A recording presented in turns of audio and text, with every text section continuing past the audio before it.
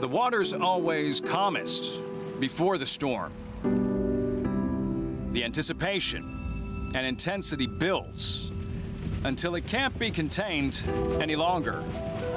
Waves of eager fans follow the storm to catch a glimpse of lightning in a bottle. The spectacle that shines bright each August. The best of the best come together to write their name in Midsummer Derby lore. The legends forever forged in history, who will ride off into the sunset and win the 154th Travers Stakes.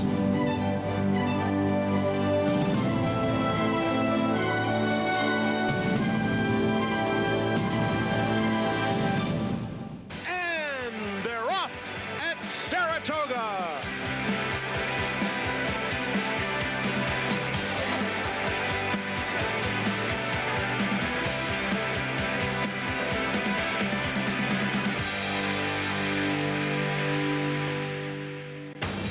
Hello, everyone. Welcome to Saratoga Live and a special Saturday edition, Travers Day. One of the great days of racing in our sport. It's brought to you in part by America's Best Racing. For the love of the race, visit americasbestracing.net today. A beautiful Saturday afternoon here in upstate New York in the Adirondacks. Couldn't ask for more. And what a show we have to put on for you this afternoon. Hello, everybody. I am Greg Wolf. Welcome to Travers Day here at Saratoga. It is quite simply one of the majors. If there was a fourth leg to the Triple Crown, this would be it. It is as prestigious and as important to year-end championship honors. We'll see who takes the showdown of the year coming up. The three individual Triple Crown winners and the two-year-old champion, the horse who would have been the favorite, the Derby, had he not scratched in Forte. What a lineup. $1.25 million on the line. 7-horse field will line up. The last time the three individual winners of the Triple Crown lined up in this race, none of them won it. Bob Baffert did with West Coast. He has one of those Triple Crown race winners in here today with the Preakness winner, National Treasure. With me, champion jockey Richard Migliore, Sarah Elbadwe as well. Great weather, and not just the Travers, which everyone's been looking forward to all summer long, but 5 grade ones on this card today. It's an incredible day of racing. Mother Nature's cooperating, and we're witnessing history. Each individual winner of the Triple Crown events here. Forte, runner-up in the Belmont, your two-year-old champion, trying to kind of get a stranglehold back on the top of his division. But I think it's a terrific race as well as the undercard.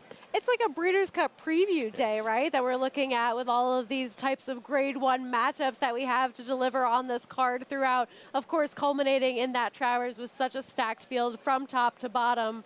Because the 3-year-old division is still open, and this is going to be a major step towards deciding who is on top. So many tremendous head-to-head matchups in all these individual races as well. Echo Zulu, the reigning champ, Goodnight Olive, the female Breeders' Cup sprint winner. They're going toe-to-toe. Gunite, Elite Power go toe-to-toe again. Here's the past 3 Travers with 3 separate Triple Crown winners entered. Of course, talked about that 2017 race. None of them won it. It was Bob Baffert. 1982, none of them won it. No, I mean, and I think only 3 times going all the way back to 1918 with Exterminator as your Kentucky Derby winner that year. 4th time in history. I feel blessed to be here. I feel privileged to cover this. Just a historical event. It is, and it's just nice to be a part of what is going to be history in the making today. Let's take a look at what's ahead on a stacked Saturday program here on Travers Day. This is presented by Claiborne Farm. The 4 go, and that rematch with the reigning sprint champ Elite Power and Gunite, Alan Jerkins, New York Thunder. One of the most electrifying performances we've seen all summer. That was his dirt debut in the Amsterdam. It was off the charts. Can he repeat it? He'll face 2 from the Baffert barn in this race. Our track conditions presented by John Deere. The main track listed is good. Turf condition good as well. Just 1 race off the turf early on today.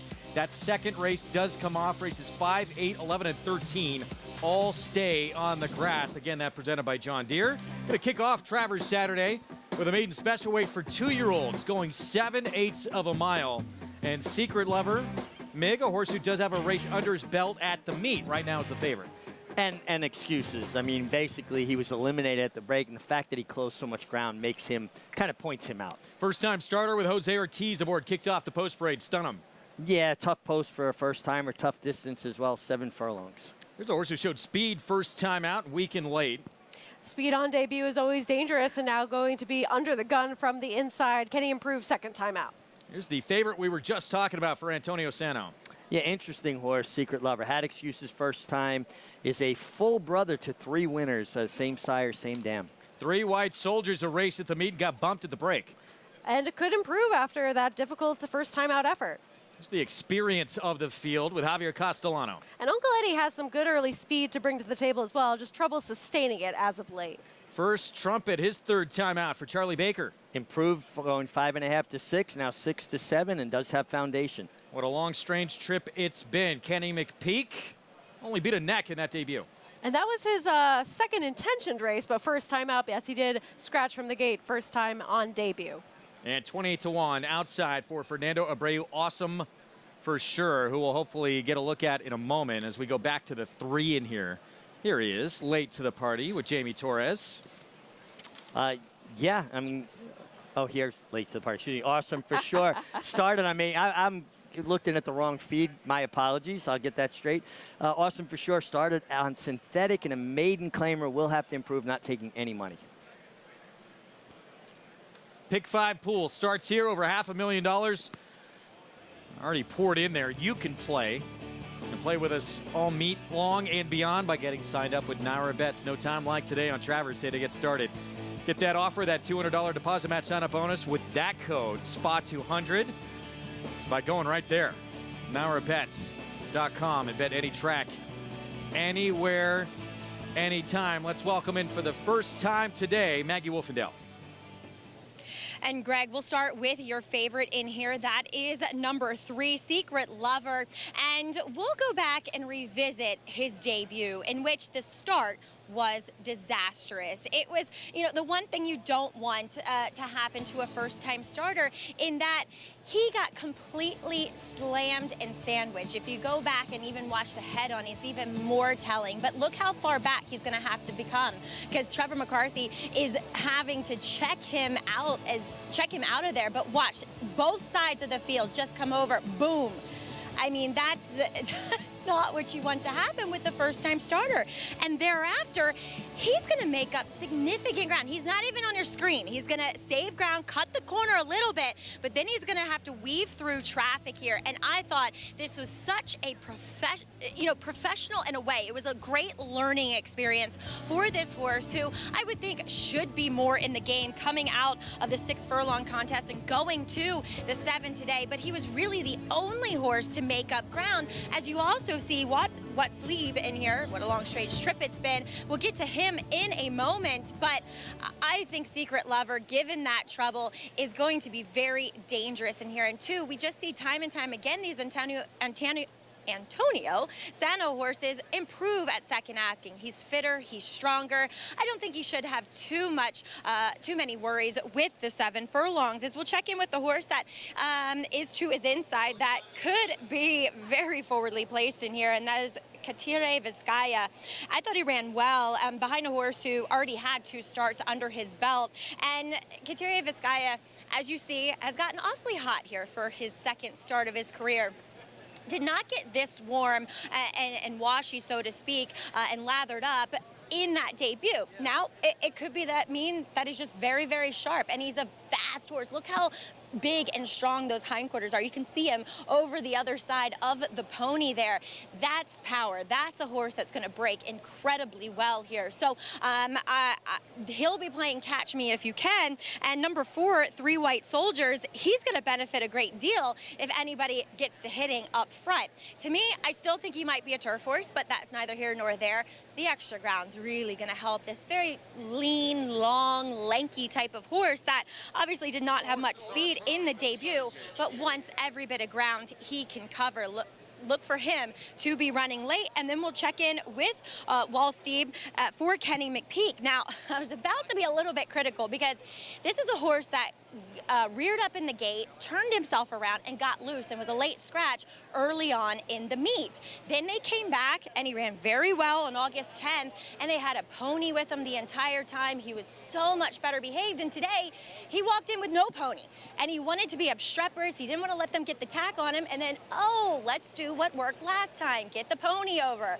Got the pony over. He was so much better, but again, he's getting hot, and he's one, Greg, that you need to watch at the gate. He got a little obstreperous, a little antsy at the gate last time too. Luckily, he's going to be the second to last horse in here today. The less time he has to stand in the gate, the better for a horse who obviously is a little afraid of the big green monster. Thank you, Maggie. So yeah, Wallstib, I mean, it's pretty amazing. Expected to make that debut, and he almost pretty much completely turned around in the gate and was okay. Obviously a scratch, though, at the gate, and then ran very good when he finally got to break out of there. Yeah, I mean, he actually did a pirouette, stood up on his hind legs, turned around, looked to try to jump out of the starting gate. It was a pretty athletic move. Oh, incredibly athletic move, and honestly miraculous that he really didn't injure himself. He was better last time, but just what Maggie's talking about, you could see he's a little hot on the neck, a horse that his nerves work on him a little bit. And you can see it there. It's great that Maggie pointed that out because, as you're mentioning, he ran, but he ran the wrong way for the first time that he was supposed to be coming to the racetrack.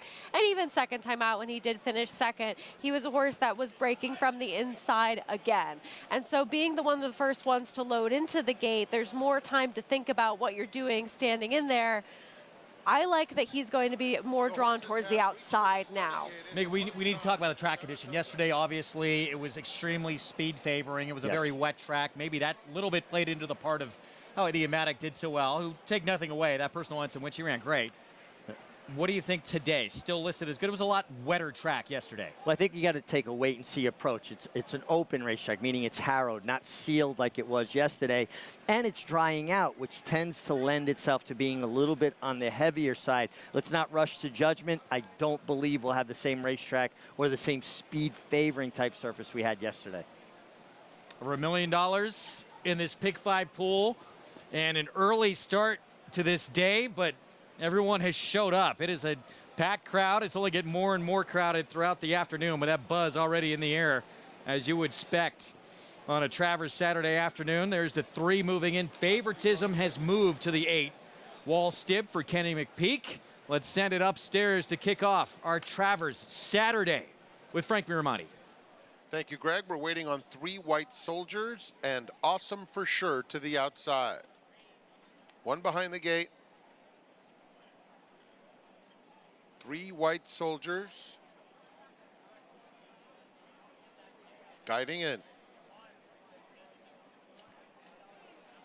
They're in the gate. And they're off, and it's a fast start for Katira Vizcaya, who comes through on the inside to battle for the lead with First Trumpet. They're head and head through the opening furlong. And then it's another 3 lengths back to Uncle Eddie. Wallstib comes away in 4th, about 4 lengths off the speed. Then it's Secret Lover. Awesome for Sure is next. A gap of 4 to the first-time starter, Stun'em, and 3 White Soldiers at the back of the field. They're heading toward the half-mile pole, and it's Katire Vizcaya in hand, leading it by about a length over First Trumpet. The opening quarter went in a reasonable 23 1/5 seconds, less than a half mile to go. Uncle Eddie, Wallstib right together. Secret Lover 5th with 6 to make up.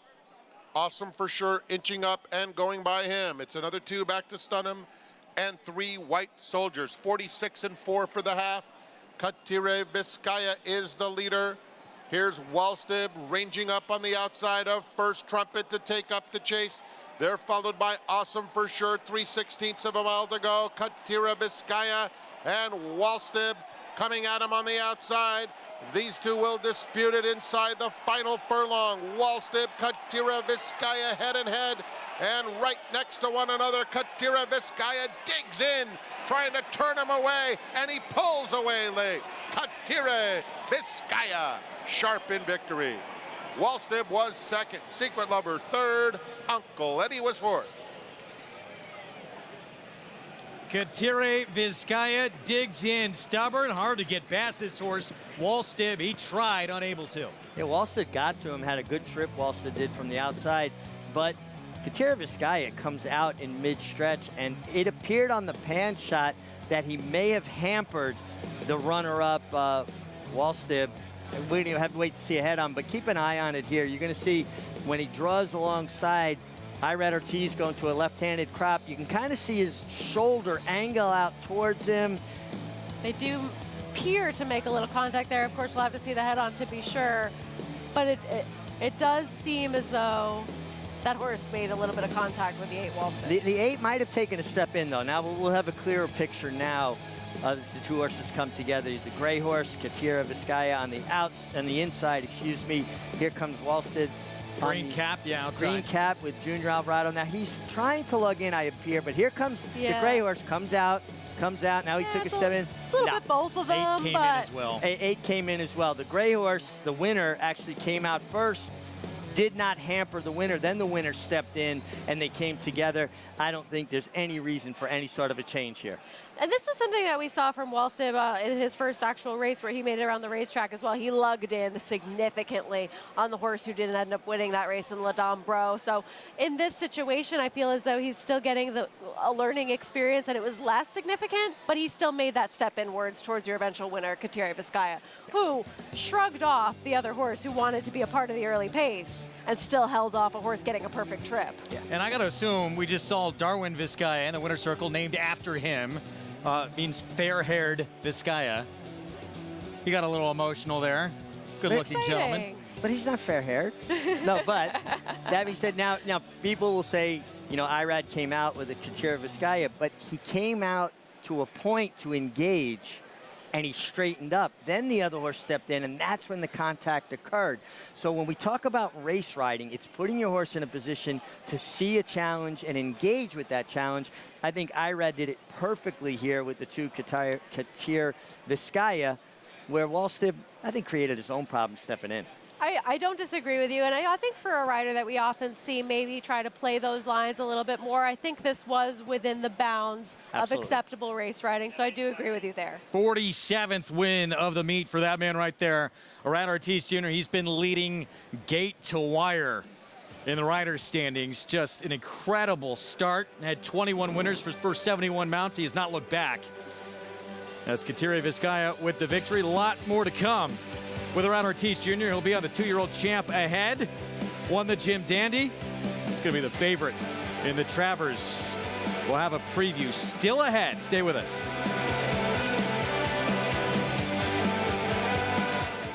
A Grade 1 winner on both dirt and turf, War of Will became a classic winner with this victory in the Preakness Stakes.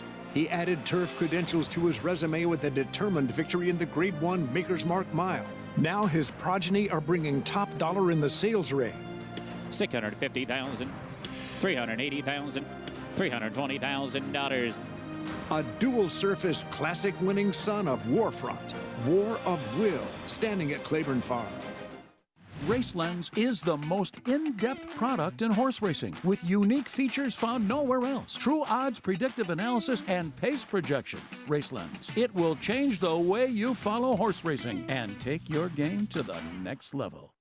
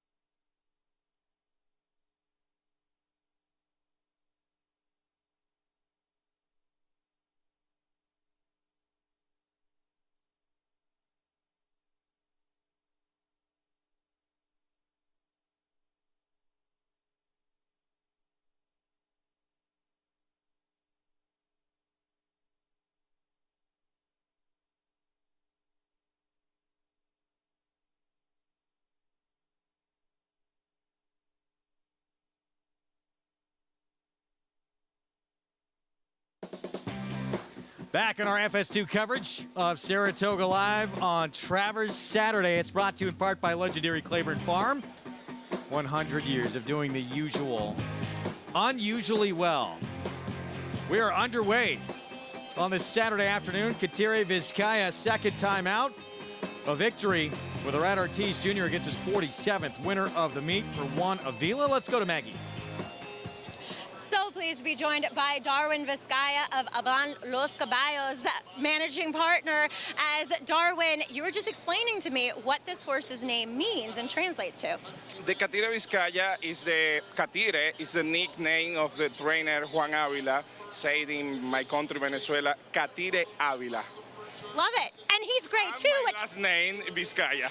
Katire translates to light skin, light hair, and you have a great horse, so I think appropriately named. It's perfect for the name.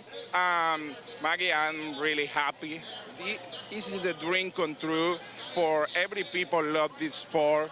Win first time in Saratoga, and the day of Travers, oh my God, it's a dream. It's a perfect time for winning in Saratoga. Well, Darwin, I remember talking to several of your babies running well, first time out, finishing second, third, and you were patient and you were proud, and look how well it pays off. And hard work every day. Thank you, Maggie, for having me here. And everybody, dream, and hard work for the dream is come true. And you do. I see you on the backside. I see you in the morning. Darwin, congratulations to you and your team. Such a big win. Congratulations to Maggie. Oh, Darwin Vizcaya, he does a lot of work for Naira as well, but he's also up-and-coming owner and gets his first win at Saratoga on Travers Day. So special, Greg. Well done, Darwin, and he just emits positive energy, too. If you ever see him around, he's always smiling, always in a good mood, shaking hands. Good for him. He's really upbeat. Such a good guy. And you feel better after seeing Darwin at the races. Oh, absolutely. Darwin's one of my favorite people to say hi to, and what better way to kick off Travers Day with a win of your own, with a horse of your own. We've seen some pretty good 2-year-olds win the opening race on Travers Day. I remember one comes to mind, is Jack Christopher. Yeah, he was okay, wasn't he? He was all right. Jack Christopher, yeah. $8.30 for the win as we're underway on this card. It's already, we have a great crowd here. It is going to keep filling up and filling up. We're not going to be able to move soon. Yeah, but we're in place. We're ready. We're bringing you the action. But honestly, it's such a great crowd. It's upbeat. Everybody's in a good mood. Weather's cooperating for the moment. And I think we'll have a fast track by the middle of the card as long as the sun supposed to be great all afternoon. Yeah. I mean, I think the conditions are going to be perfect. And watching how this track ends up playing out, too, will be important. I know the very logical winner in the first race, but did control the race on the inside, so just something to keep an eye on going forwards. We can't make any assumptions yet, but something to keep an eye out for. Couple open spots left in that picnic area. Better get there quick, though. Our ABR race of the week, the big one. The Grade 1 Travers, $1.25 million purse. And what a star-studded lineup we have for this year's edition. Let's meet the field. The 2-year-old champ, he would have been the favorite on Derby Day, scratch day of the race. Tremendous disappointment to his connections to not get that opportunity. He gets to face these big boys here. He was second in the Belmont. Second in the Belmont off a 10-week layoff. Good run. Didn't think he had an ideal trip that way. I do think the blinkers helped get his focus and keep him in the bridle. Continuity to his run in the Jim Dandy. And I'm looking for the 2-year-old champion to seize control of this division today. Not just this year. This is one of the great stories, really, in the history of this sport, with Jenna Antonucci breaking through as the first female trainer ever to win a Triple Crown race with Arcangelo. And a stellar performance, too, coming up the inside as well in that Belmont Stakes. An emphatic victory for him as he was your Peter Pan winner. We'll see what he does off a little bit of a freshening in here. Tapit Trice, another one for Todd Pletcher. He'll put blinkers on after a disappointing Haskell. There's a lot of things to like today about Tapit Trice, the blinkers being one of them. And no disrespect to Luis Saez, who I think is a fantastic rider. I like the jockey change to Jose Ortiz. I think this horse just wants to settle and make one run, and he's been making multiple runs in his races. Third meeting between Mage and Forte, and a new pilot for Mage will be Flavian Pratt, horse who was a runner-up in the Haskell. And they said that he was not quite as fit as he will be coming into today's race, using that Haskell as a prep, where he went off at a pretty generous 4-1. If you like him today, he should be a fair enough price for your Kentucky Derby winner. West Coast speed is usually the best speed, and Bob Baffert has that with National Treasure. Blinkers come off today, Mick. Blinkers come off, and this is your Preakness winner who took them gate to wire, and you have to respect any Bob Baffert horse shipping across the country for a big race, and he could potentially control things again on the front end. Disarm. He was 4th in the Kentucky Derby, Sarah. He'll put blinkers on for Steve Asmussen. Yeah, looking to emulate his sire. Gunrunner looks a little bit like him as well for these same types of connections. They've always thought very highly of him. Can he really compete with these bigger types of horses at this level? And the lightly raced Scotland, new face against this group. He was impressive in the curling. He was impressive in the curling. He's a nose shy of being perfect. This is a tall ask, but I think a very talented young horse. I love his eye. Look at the clear placidity of his eye. I just really like a horse that has that intelligent look about him, and obviously he has the physical prowess to back that up. And he went gate to wire in that curling, but he does not have to have the lead. It does not appear. Just such a pleasure for a rider to have the luxury of a horse that could adjust to what the circumstances dictate. No pace on, hey, I'll make the running. They go quicker, I can come from off the pace. It just clears your mind. You don't go in worrying about a specific type of trip. And when you're a rider, you have to be able to adapt to how the race is playing out, and it's nice to know that you have the horse that can do it for you. When's the last time you were in that canoe? It was about 4 years ago. I did a little feature 5 years ago, and I actually paddled around on the canoe. I brought it back up to the dry land, forgot to tie it up. It drifted back out to the middle of the lake, and the maintenance crew was not happy with me. I wouldn't be either. A lot of tall tales about that canoe. But they had waiters. They went out and got it, and I did tip the guys well because I felt bad that I let the canoe float off. There's been a few times he was not supposed to be in that canoe, that you were in that canoe as well, weren't you? Listen, by the end of the day, I might be back in that canoe. We're going to have the story on at least what we know to this point with a history of that canoe a little bit later on in the program. Today's Grade 1 stakes, not just the Travers. We have 5 Grade 1s on today's card. And again, each and every race, these big matchups. Talked about the Forgo, Elite Power, your reigning sprint champ. Gunite, they go at it again. Alan Jerkins, 2 Bob Bafferts. New York Thunder, maybe for a lot of people, the most intriguing horse outside of the Travers to see if he can repeat that Amsterdam. He's just so naturally fast, and he does things with brilliance. I mean, I think he's facing other fast horses here, or is he just too quick, Sarah? It's completely possible, and while that is a compact field, but it's such a good field that he's going to be facing today, he could run them all off their feet. Live coverage of the Travers, 3 Eastern start time, part of our Fox Saratoga Saturday coverage. You don't want to miss it. We're going to take you up to that time. John Velasquez, busy afternoon ahead. He seeks a 3rd Travers victory. He got to the front in the Preakness on National Treasure. Held off Blazing Sevens to complete a career Triple Crown. We'll be back.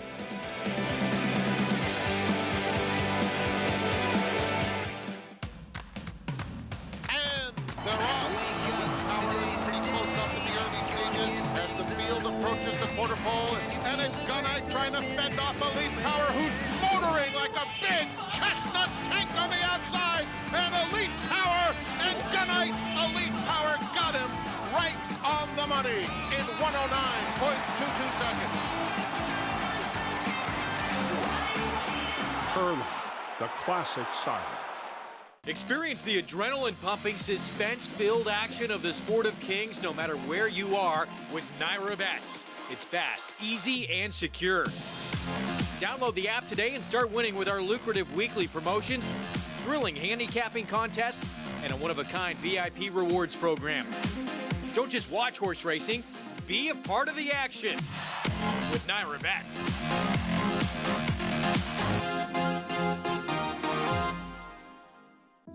A beautiful individual, extremely athletic, displayed a tremendous amount of talent with his win in the Vanderbilt, as well as a couple of his wins at Churchill Downs. Ran unbelievably fast. Very special family to me. Just a gorgeous horse and throwing very athletic horses that I think will run. Perfect sire for the 2-year-old sales. I plan on breeding to him next year. I think he's a great play right now.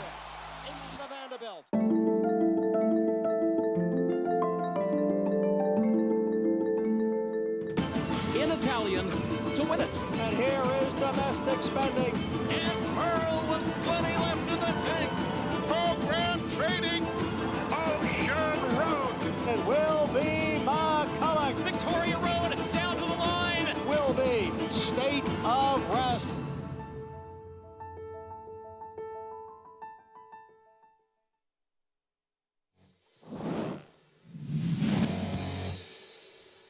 Code of Honor is now making his move, and he's closing on the outside. Tacitus is put to a full-out drive. Mucho Gusto. Code of Honor is gaining ground on the far outside, and Dorst is coming down the center. Owendale in highest honors too. They're into the final furlong. Code of Honor, Mucho Gusto, and Tacitus. Code of Honor has taken the lead, and Code of Honor and John Velasquez have won the Run Happy Travers. What a performance in that 2019 Travers. Hall of Famer Shug McGahee used that Dwyer as a setup at Belmont for this performance. And this was some performance. He got pace to run at. He wasn't a very big horse, but a big heart and a true closing style.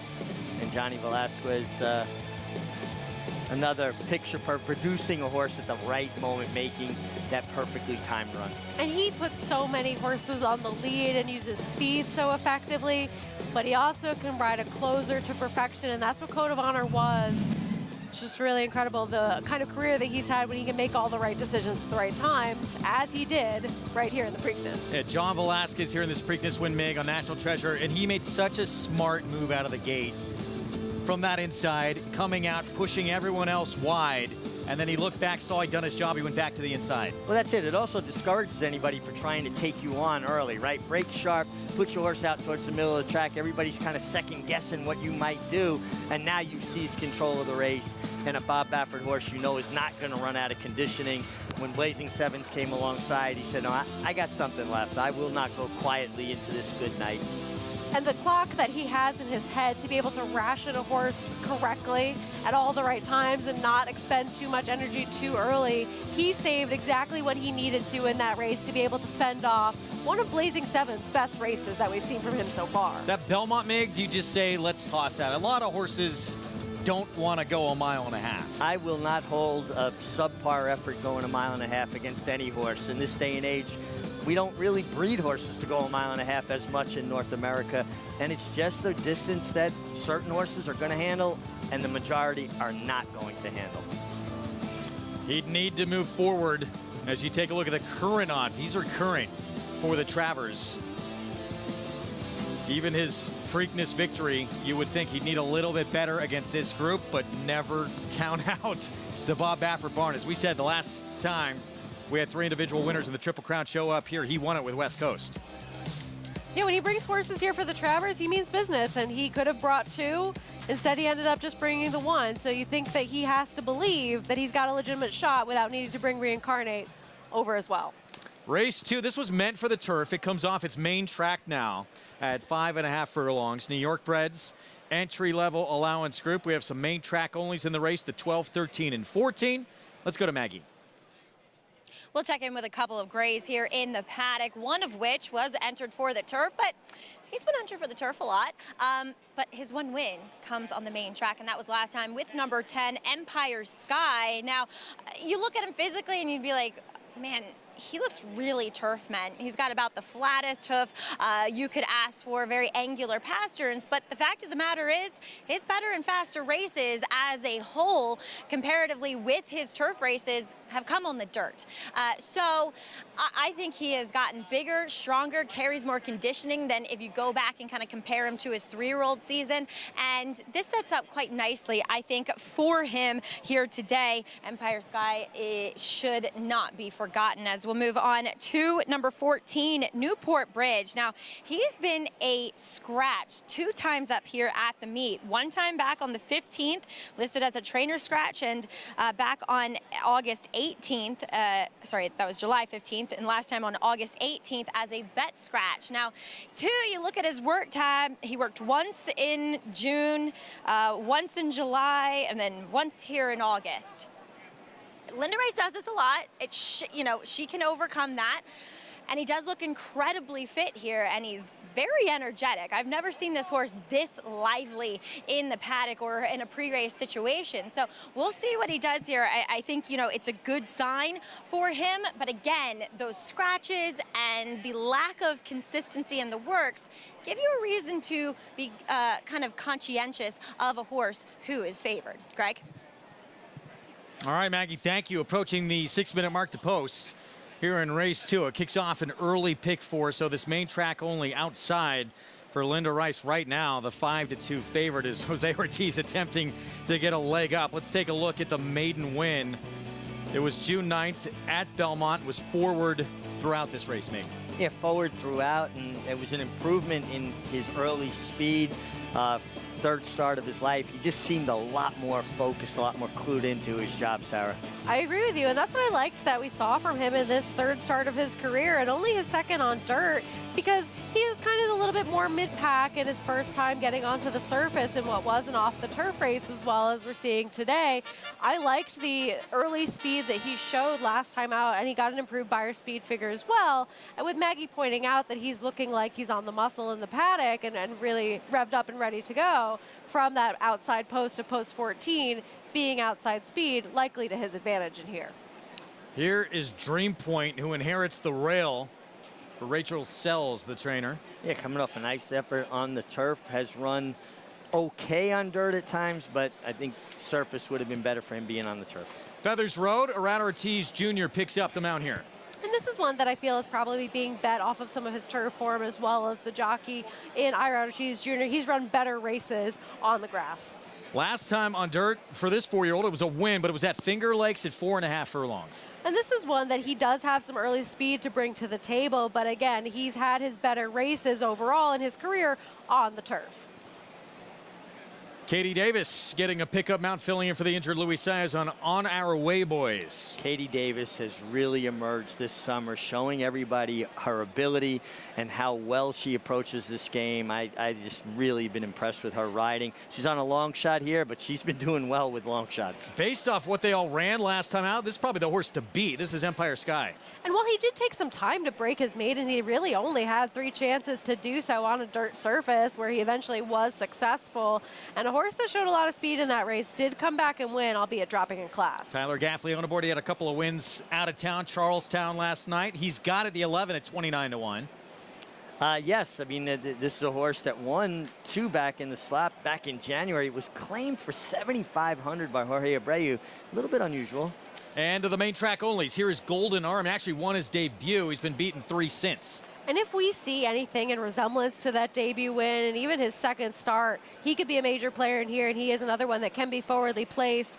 Not as great of an effort last time out, though. Here's Dylan Davis. High tone, missed by a half length at Finger Lakes. That was going longer last out. Yeah, but his race previous to that here in Saratoga was a nice third. I like the turn back for this horse, and I think 10-1 is too big a price. And the favorite, it was a victory against State Bred Maiden Special, but a slowish figure doing it. And there are reasons to be dubious of this horse if you want to try to find an alternative to him at a short price. But I think just the forward position that he can show, being in that outside post position with other speed to his inside, he makes a lot of sense in here as a lightly raced horse as well. Well, back to Empire Sky. So here's the 10. He's 7-2 right now. He has a win at the meet. Took him 9 starts. Finally broke through. Broke his maiden. He did it here. He did it on the race. It was meant for the grass. Came off, but at this distance as well, Mig. Yeah, listen, this was a nice effort from him, going 5.5, and he was always stalking in a good spot. Almost looked to me like he stalled a little bit mid-stretch. And was it a function of the horses in front of him just kind of hitting the wall late, or was he coming with a relentless run? I think it's fair to question either situation, because I think also the level of horses that he was facing in there, he's going to be facing a tougher field today. But the thing to like about him is that he's going to come from a little bit off the pace, and it looks like there are a couple of horses that want to be in more of a forward position. Well, I think it's important, too, like we said, we watched the first race. A horse that was logical went wire to wire, but we want to kind of focus on it and see if we're coming up with any trends with the racetrack. It's early in the day. Don't rush to judgment, but first race speed was good. It was, and I think it's just something to pay attention to as the races develop over time and as the track dries out, and we are now labeled fast. But it's worth noting that that's how that first race was won, and if we continue to see that trend progress, we might be able to make some more assumptions about how the track is playing. Mig, how in tune were you guys when you were riding in that jockstrom, especially on a big day like this, early on to how the track was playing? Very. I mean, you have to do your homework, be on top of things. Even so much so as coming out and watching how they're working the track, before the races, how they're blading the inside, when they opened it up, how much air is it going to get, how much is it going to dry out. These are all things as a rider that's your responsibility to be on top of. If you're not, somebody else is, and they've got an edge on you. It's a great point to make. If you're not paying attention to what's going on, a couple of other people are, and then you're at a disadvantage. Here is High Tone. Dylan Davis just missed going a little bit longer last time out. But as you mentioned, Migs, sprinting prior to that. It's for a 16 claiming race, but it was here at the meet at Saratoga. Ran third at 24-1, making a nice appearance. I like this horse. I like him on the turn back. I like what I'm seeing in the warm-up. I think he's going to sit a good trip. He's my top selection at 9-1. I like High Tone with Dylan Davis.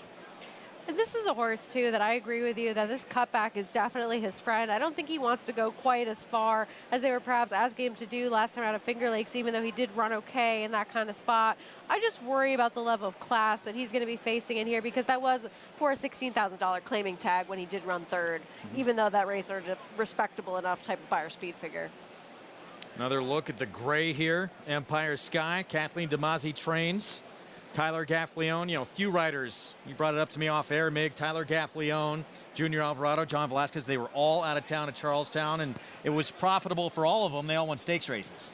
Oh, and Tyler had the best night of all. He won a couple, including the Charlestown Classic, which was $1 million purse. So worth losing a little bit of sleep, getting on that private plane, flying back into Boston Spa, and come into Travers Day on a high note.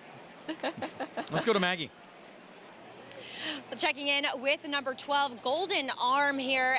As Sarah had pointed out, his first few races were very good, but I didn't see him last time, to be fair, so I'm not really sure what he looked like, but he definitely didn't look as weirdly.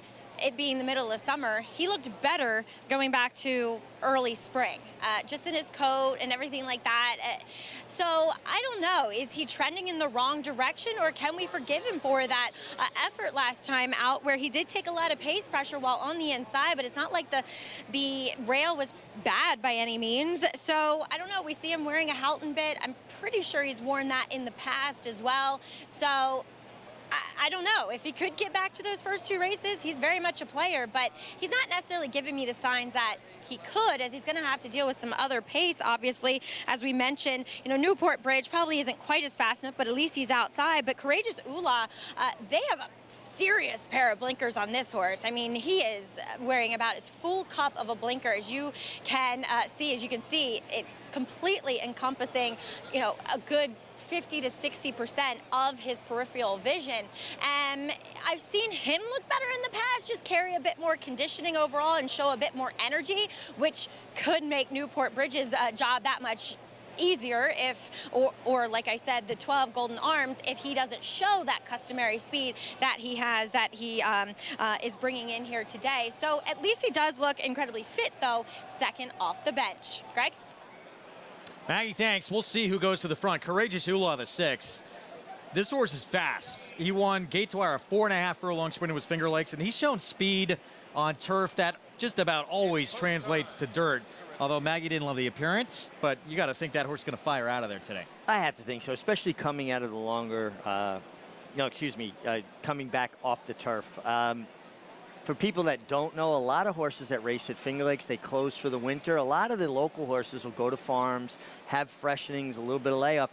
That's why they'll start the races at shorter distances at Finger Lakes, gives those horses an opportunity to race in the fitness.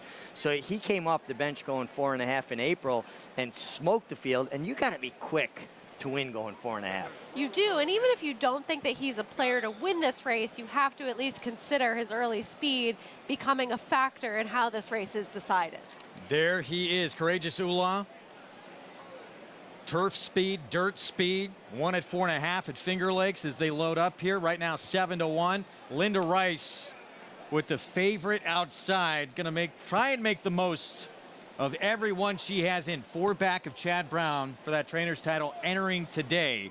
It's been a great battle between these two, and Todd Pletcher in the mix obviously as well. Let's go upstairs. Frank Miramati with the call.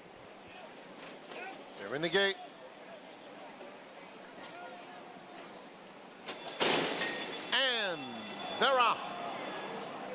And it's a very fast start for Courageous Ola. Dream Point came away smartly along the inside, but now drops back as Newport Bridge moves to tackle the front runner. Just behind them, Golden Arm 2 off the pace in third.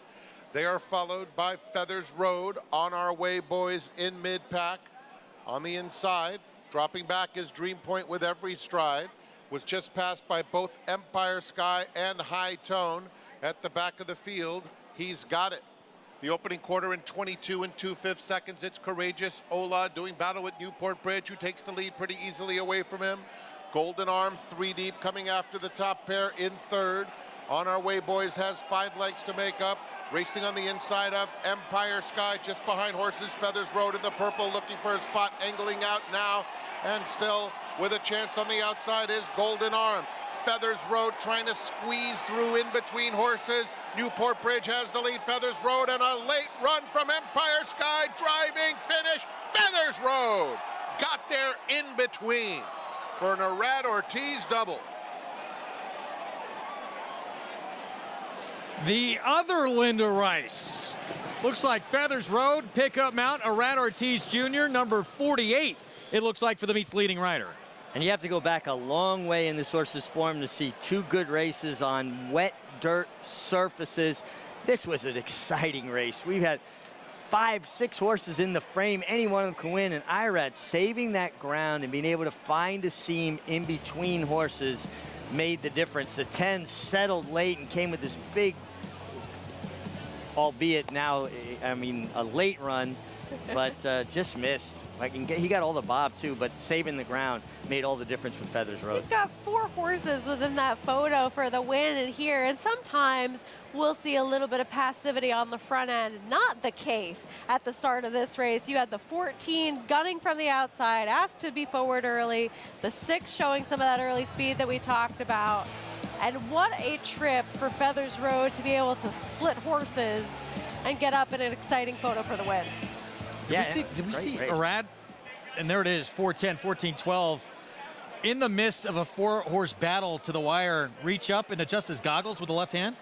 I would have to go back and watch it again. I didn't pick it up. I don't doubt what you're saying. But there's Linda Rice in the thick of this training title, number 27 here at the meet. And here you can see Irad looking for space. And he went left-handed. He found the seam. He's got to go shoulder to shoulder, a little bit of contact as he came out, but it looked fairly smooth getting through. And this is what horse racing is all about. It doesn't matter if they're lower-level horses, allowance horses, stakes horses. When you see horses giving it their all like this, Sarah, that's what the game is about. Absolutely, and to really just have that fight to knife through between horses, and we see that more on the turf where they have that explosive turn of foot, and you're not going to see that kind of acceleration from this level of horse on the dirt. But to be able to be confident enough to say, I have enough horse to make room for myself in there and do it within the bounds, that's exactly what he did. I know a trainer and owner that like what they've seen to start this day, because they're going to have this guy on the 2-year-old champ. Forte still to come. He's taking the first 2 on the card already. Arad Ortiz Jr. with number 47 and 48 of the meet. We'll have the story of the flower blankets here at Saratoga. Didn't always used to be on the Travers winner or all these big stakes winners. This woman here changed all of it.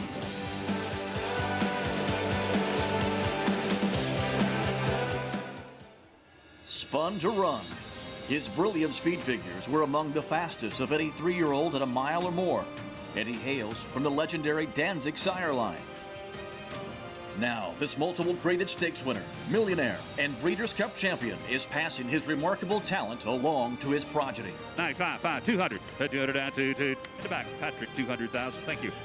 Spun to Run, standing at Gainesway.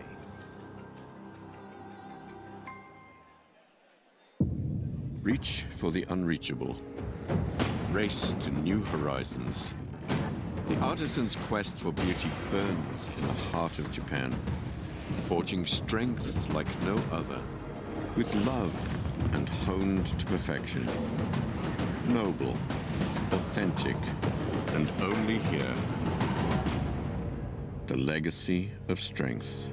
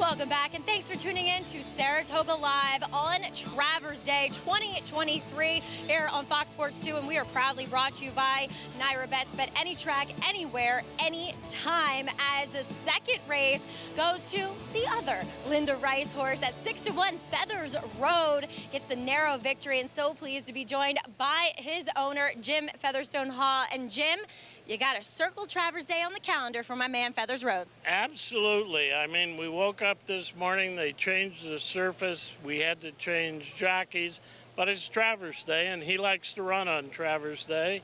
He won last year, he won this year, and with a little luck and Linda, he'll run again next year. I love that. He literally has a date to show up on Travers Day. As we were talking about, a horse that doesn't love to win, but does tend to show up every time. He tends to show up every time. He's always in the picture, but it takes Travers Day to get him in front. Travers magic. Jim, Linda was telling me that you're involved in harness racing as well. I am. I'm a partner over at the harness track here in Saratoga. And when the program ends tonight, if you don't want to go to the fish concert, we'd welcome you over at the harness track and in the casino. I'm sure a lot of the diehard racing fans will be over there tonight, Jim. I've done double headers since I was 18. So if you love racing, Saratoga's the place to be. So true. No truer words have ever been spoken. Jim, congratulations to you and your team. Thank you very much. All right, Feathers Road, loving him some Travers Day. Livy? 2 summers in a row, he has won on Travers Day. It's pretty special. So we know what Feathers Road and his connections have booked for next year. Yeah, just circle it in. I like the fact that we got invited over to the harness track. I'm going to have to take him up on that. I'm not going to fish, but Feathers Road at 1480 over Empire Sky, who came with that belated, furious late rally. Newport Bridge fought it out, just could not last. And at least the first 2 races, feel like you got a pretty fair racetrack. Right, I would agree with that so far from what we've seen, and both horses winning in different fashions. And I guess Ira Ortiz Jr. and Feathers Road have a date for next year. How's that for handicapping in advance?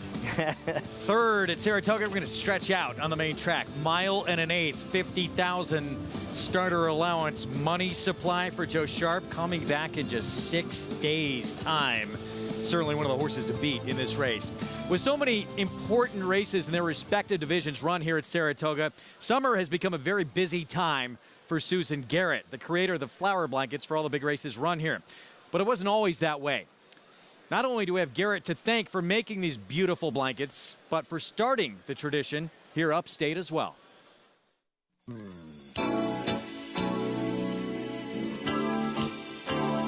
I had a flower shop next door to the wishing well called Susan's Flowers back in 1990. And about 93, I started thinking why we didn't have a flower blanket for the Travers race.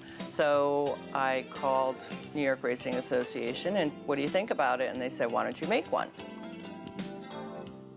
Holy bull. So I was in the winner's circle with the blanket, which was this big 7x3 rectangular blanket that we made with mini carnations instead of standard carnations to make it different, and then of course red and white for the colors of Saratoga, which were the old awnings. One of the things that we really tried to work on, shaping it, making it look better. You know, we now have an emblem where before we had that big white T, and that was just basically because those things were not available back in '94 when we were trying to put something together.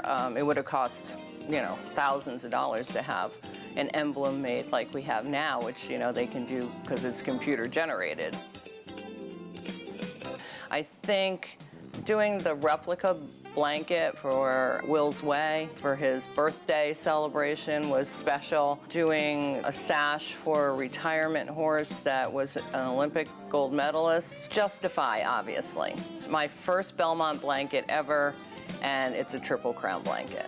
So that, to me, obviously, is very special. Mike Smith throwing those flowers up in the air, that's something I'll never forget. I am, first of all, honored and so blessed to be able to make these blankets starting out with that one and then working on developing it and making it light and making sure the horses don't mind it on their backs, you know, trying to shape it so that it fits the horse better. It took a lot of trial and error, so I'm very blessed to be able to be here in Saratoga and be able to do blankets from here to be sent to Belmont. It's an ideal job to have. There's no better honor than having your handiwork put on the back of a champion.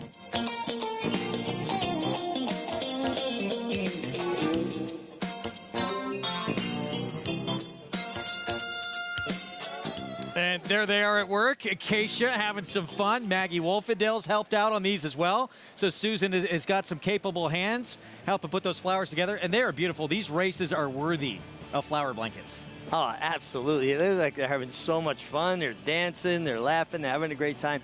And as a former rider, when you won a race and they put that blanket of flowers over your horse's withers, there's not many better feelings than that professionally. You just feel special with that blanket of flowers. I really got a kick out of it the few times I was able to experience that. It's always cool to see the riders throw the flowers up and that level of excitement when you win these bigger races, and we're going to see a lot of those today as well. So great to see how that all comes together with such a fun practice too. I mean, it's a great shot when the riders throw the flowers. But think about Susan and how hard she worked on that blanket, guys. Have a little mercy on the flowers. Working overtime with 5 grade 1s on this day. Well, up late last night, I would assume. Surprised he didn't try and get all of us to come in there and help out. Race 3, mile and an eighth, 2 turns, 50,000 starter allowance coming up next here. And money supply again. How about a 6-day return, moving to a new barn? Claimed off of Chad Brown, now goes to Joe Sharp, wheeling this one right back off of victory. Joining us for the first time today, we saw her dancing, putting those carnations on. Acacia Clement. Greg, I've had too much fun getting a chance to work on those flower blankets throughout the summer, and so looking forward to seeing them on display with all the grade 1s today. But I have a very special guest joining me here, Jesse Ullery, account executive and announcer for Fasig Tipton. As we've been following the big Fasig sales this summer, Jesse, and resounding success, particularly with the select sale and some really big horses going through the ring. They were 2 fantastic nights, and it's always a thrill to come up to Saratoga during the race meet and to have the quality offerings that we had over 2 nights was fantastic. We had a record gross sale this year. We were up 12% from last year, highlighted by the Curlin out of Beholder that brought $4 million. And the atmosphere, you can't replace it. It was fun to watch that horse sell. Everybody had a great time, and hopefully we're talking about that horse in a couple years on Travers Day. Cannot wait to see the time when he does come debut, and hopefully, as you said, here in some big races. But then a week after that, we saw the New York bred select sale, which is always a great opportunity for some local breeders as well, and another success. Yeah, and I think the success of that sale is highlighted and showcased by the fact that the New York bred program is so strong now. The opportunities to run between here and Belmont and Aqueduct, the purse money that they're running for, the competition is really elevated.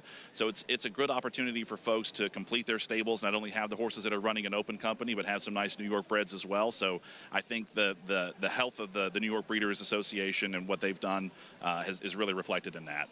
217 New York bred yearlings selling. What's coming up next for Fasig? So we're looking forward to the November sale. It's going to be after the Breeders' Cup this year. Last year we had fireworks last year. We had some 30 horses bring $1 million or more last year, and it was highlighted by the most expensive thoroughbred sold last year with Gamine. We saw Gamine compete throughout her career in several grade 1 events. We got to sell her infold to Quality Road last year for $7 million.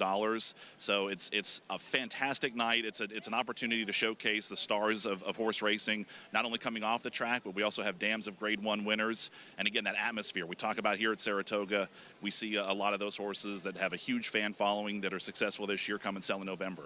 A lot to look forward to, and big congratulations to the whole team on the success this summer. Thank you, Acacia. Greg? Thanks, Acacia.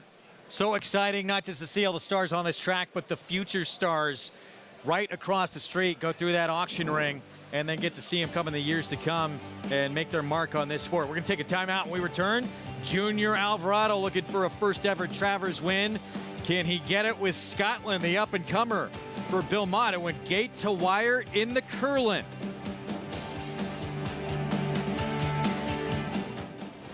consistently versatile with 25 Grade 1 winners on every surface from 6 furlongs to 1 1/4 miles all over the world. Switzerland in the Dubai Golden Shaheen. Switzerland wins. Churls Fight running on. Mason in front. Churls Fight on the outside. At the wire. Photo for the win. Prince of Monaco's too good. An impressive winner of the best pal. All purpose, all places, all power. Speightstown. When it comes to horse racing, you can never have too much information. With Twin Spires, you can place your bets with confidence. Whether you use handicapping insights, like our Brisnet speed ratings, prime power and past performances, the guidance of our experts' top picks, or just choose a name that catches your eye. Yes! No matter how you pick your horse, bet with Twin Spires. Start earning your $200 sign-up bonus when you sign up with offer code GET200. Want to know a secret? The Massachusetts breeding program pays huge bonuses for finishing first, second, or third at any racetrack in the country. You didn't know that, did you? Massbreds get paid up to an additional 25% of their purse earnings for the owner, and breeder, and stallion owner, and developer. It's the best kept secret in racing, till now. Tell all your friends, and to learn more, visit massbreds.com. Racetrack Television Network brings you every race, from every track, on every screen, every day. With monthly packages starting as low as $5, RTN gives you great value and access to more live HD streaming and race replays than anyone. Visit RTN.tv today to sign up and watch on almost any device, including Roku and Amazon Fire. RTN has packages that start at $5 per month.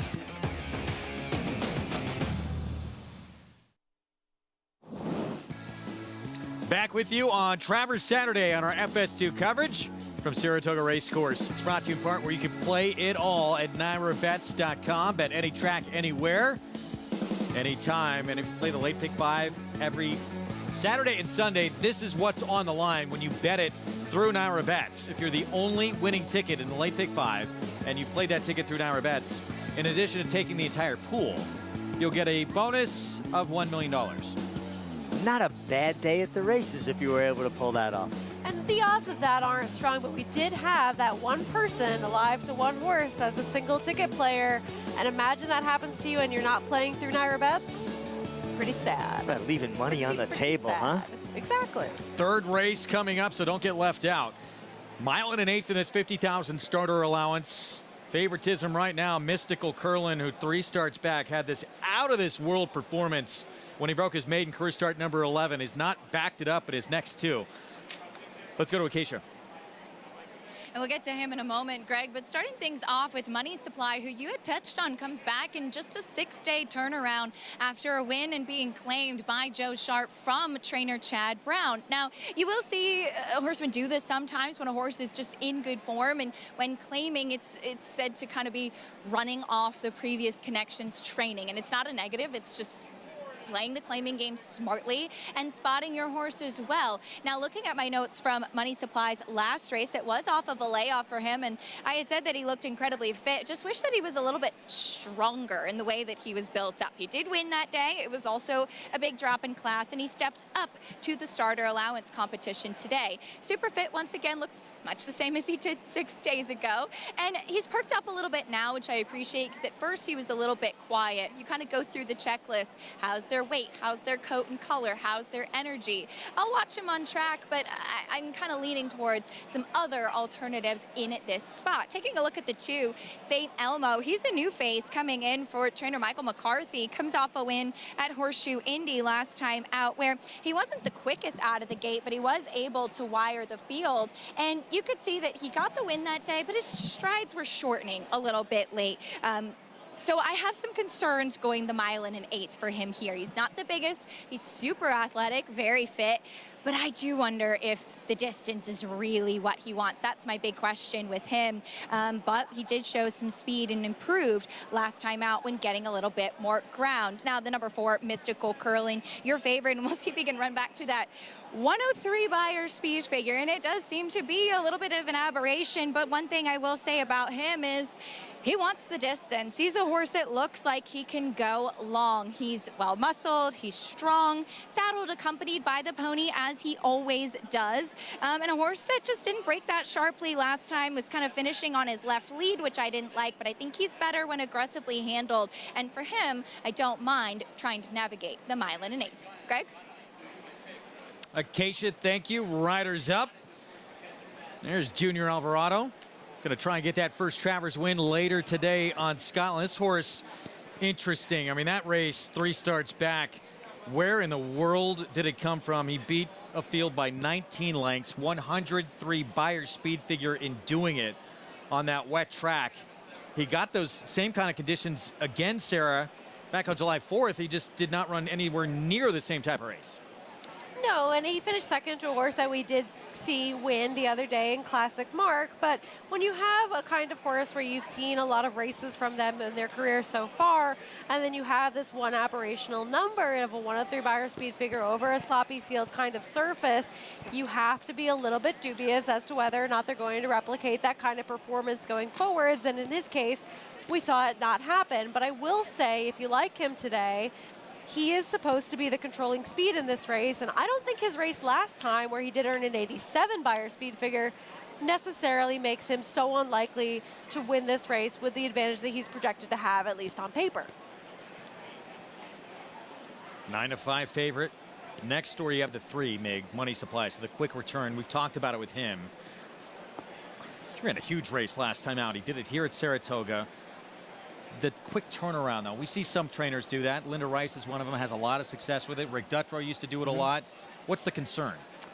Well, just that effort sapped them of the energy they're going to need today. Now, you know, in a day and age when horses don't run as often and they have more time between races, you know, it's a little bit of a moment you pause and go, well, can this horse do this? If the horse is carrying good weight, he didn't, you know, get out of the feed tub, meaning he's still eating up his dinner, you know he's coming out of a good barn, so he was well taken care of and healthy. And sometimes just when a horse is doing good, that's when you run him. Alan Jerkins' philosophy, and we have the Alan Jerkins Stakes later today, was you run them when they're good and you give them time when they're not good. You back off them then. So I have no problem with horses running back on short rest. Call to post, and we'll get a look at this field. 6 lined up. We'll start with What's Up Doc from the inside, and the apprentice Jamie Torres will be aboard. Well, What's Up Doc is no rabbit. He's going to be stalking probably from in behind the pace, and yet Jamie Torres from the inside. Did you work on that all night? Just thought of it, actually. St. Elmo went gate to wire with pretty slow fractions. Horseshoe Indy last out. This is a horse that's taking considerable money off his morning line, and while we did have 1 scratch in this race, he's down to 7-2 right now, a little bit less attractive in the wagering. We do have to like that others see that he does have some potential to move forward off of a race where he got some more distance. Money Supply going for his 2nd win of the meet, moves from Chad Brown to Joe Sharp on that 6-day return. It comes off a good figure, winning at the meet, was claimed. I guess the question is the short turnaround, but he looks good on the racetrack. Mystical Curlin, that dominant maiden win in the slop back at Belmont for Gustavo Rodriguez. Look, he's just supposed to be in front in a race like this, and if he's able to control over this kind of distance with nobody else really taking shots at him early, he's very dangerous. 6 Travers wins and counting for this man right here. Javier Castellano on Skylander. Yeah, and listen, I think Skylander's too big a price. I thought he was a little bit interesting for a closing type, owned by Bacon Barn. That's Sanford Bacon, who used to own Safe Florida Sandy. And Mighty Atlas on the outside. Manny Franco for Mike Maker, a distant 2nd earlier at the meet back on August 10th. Yeah, he was well beaten last time. More of a deep closing type in a race that doesn't appear to set up to help closing types, does it, Sarah? No, not on paper at least. So what, 90, a little bit more than I was going to say 96 hours ago. Add another 48 hours. Do the math for me. We saw this guy run. Tyler Gaffleone filling in. Anyone? Nah, don't ask me about math, please. One of the reasons we're going to show you the race. It was back on August 20th. It was a race meant for the grass. It came off, and this horse pulls away to win by 2 lengths. Look, he was just going to be taking a logical drop in class and was a horse that got a little bit of a freshening coming into a spot like this. It worked out in his favor, right? He was reined off the turf and got to run as a main track only entrant. But you have to wonder a little bit if we're going to see this same type of performance now in a race that does have a little bit less speed against some tougher company as well. And we saw him coming off a freshening. Now he's coming in on very short rest and going to a different barn, and while you might say, hey, he's only been in the Joe Sharp barn for a very short period of time, doesn't make that much of a difference. I think the rest might for a horse like this who is at least a short price, even though he's not the favorite right now. About 140 hours ago, because it was late in the card that day. You're still with this math, huh? One of the reasons I left school is I really did not like math class, right? Well, look, essentially running off Chad Brown's training, because he's moved right into Joe Sharp's barn. Don't really have to do much. No, basically, they really haven't had an opportunity to change anything. Maybe the feed program's slightly different. They're both good horsemen, so obviously their horses are getting the best feed, the best of everything. He probably really hasn't trained very much. Probably went out, maybe had a canter or a jog, coming back on such a short rest.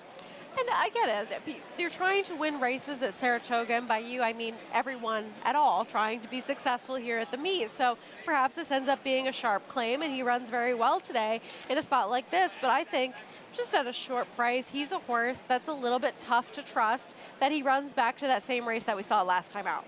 Let's go to Acacia for more on Money Supply. Yeah, and I mentioned back in the paddock that I wanted to watch his energy when warming up, and I have no qualms with him. As I said, this was a horse that came back off the bench and I thought could stand to kind of bulk up and strengthen up a little bit, and sometimes you can get that out of a race. So like Richie said, you're just kind of striking while the iron is hot. He went away from the pony under Tyler Gaffleone, moved beautifully out there, and again, his energy was good. I don't have any problem with him. I wanted to touch on the 5 Skylander because I thought he was a little bit interesting at a big price. And I know he's, not much of a winning type and hasn't necessarily been in as good of form as some of the others that we've been touching on here. But I think he's too big a price for a horse that's stretching out to a distance that I think he should be able to handle. He was a little bit flat to finish 3rd last time out, but does kind of have a big closing kick. He's got a touch warm out there, but that's not abnormal for him. And sometimes he can almost be a little bit too quiet. And I like what I see from him today. Javier Castellano staying aboard, I think, also adds to the interest. Maybe he could hit the board underneath at a juicy 10-1, Greg. Keisha, thank you. 2 minutes away from this 3rd coming up. Mick, what do you see from this horse who's making this quick return? There he is. Hey, it looks like his energy level's good. He was nicely in the bridle for Tyler Gaffleone. He doesn't look like he's all tucked up, which, that's a concern coming back up a short rest with a strong effort. He got a pretty good trip, though, didn't he, Sarah, last time? I agree, and I think that's another thing to be concerned with of a horse that's the second choice in the wagering right now, because it really does not look as though there's going to be much speed going on. He got to sit fairly close, but I think the pace was a little bit more honest in that race than he's going to be getting in here, and they're also going a little bit further as well. And he dropped in for a tag. It was not winners at 2 last start. This guy here we're talking about, it's not even close in terms of level of competition that anyone's facing here. He has faced by far the toughest. Yeah. Creative Minister on that list. St. Tappet, Win It, who's a really tough allowance horse. Well, you might say overall, but as far as who he faced last time, not as much. No, overalls. Absolutely. But I think off that last race, too, he's the horse to beat. We'll see if he can do it back in 6 days as we take a look at the 2. St. Elmo. Coming off that Win It Horseshoe Indy. Gate to wire with fairly comfortable fractions on the front end, but he had some company here. Yeah, 25-3, 49-4. Don't know about the level of competition, but, listen, he kicked on nicely and did what he was supposed to do. I like the fact, Sarah, that he showed tenacity, right? He showed the ability to fight for it. Absolutely, and Glen Airy, who was 3rd in this race, did come back to win and earned a 72 Beyer speed figure from a 52 that he got in this race. So not a field of killers, but at least a horse that came back to run well. And he, I think, is just one that is figuring things out over time and improving with more distance added to his regimen, because he started out sprinting 6.5 furlongs on the synthetic at Turfway, and he's gotten a little bit progressively better as time has gone on, with that performance being the best that we've seen from him so far. But to think that he won't need to take another step forward today would be a little bit silly to think that that would be the case. Yeah. He needs to get a little bit faster. He needs to take a step forward. Interesting, too, right? I mean, Michael McCarthy, terrific trainer, terrific horseman. This horse is making his 5th start at his 5th different racetrack with his 5th different jockey. There hasn't been a lot of continuity in his campaign, if you will. I think that's a great point to make, and maybe they're just still trying to figure out what is it that he wants to do and what he responds to. But I think John Velasquez getting aboard today, he'll figure it out. Mig, too, I mean, we see this crowd, and it is terrific. Biggest crowd we're going to have at the meet all year long. And for some of these horses, are some of them going to react adversely to this? I think you worry more about that with younger horses, 2-year-olds, less experienced horses. I think these horses at this point have kind of become desensitized to it. And, you know, the ones that are always going to be a little nervous are going to be nervous. But I think these older kind of veterans, I almost think they're immune to that. Mystical Curlin, the 4-horse, he had a maiden breakthrough win that made you think if he could do something like that again, he should run in a race maybe with a G in front of it for a graded stake. He's not quite backed it up in his next 2 starts since. We'll see if he can get back to it this afternoon for trainer Gustavo Rodriguez with Junior Alvarado from post 4. Let's go upstairs. Frank Miramati with the call. One more left to load. It's Mighty Atlas to the outside.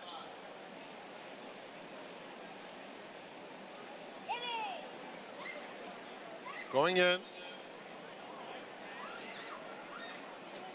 They're in the gate. And they're off. Money Supply comes out of there, and Mystical Curlin is set very hard. And Mystical Curlin takes the lead away from Money Supply as the field moves into the first turn. It's Money Supply, Mystical Curlin to the front. And then it's St. Elmo in the white and orange moving up to take that second spot. And they go through the opening quarter mile. They're followed by Skylander in 4th. At the rail, What's Up Doc and Mighty Atlas, it's 24-3 for the opening quarter. Mystical Curlin leads the way by a length. St. Elmo is in 2nd.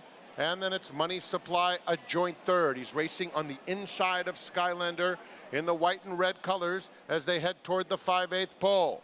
Then What's Up Doc and Mighty Atlas are right together with 4.5 furlongs to run.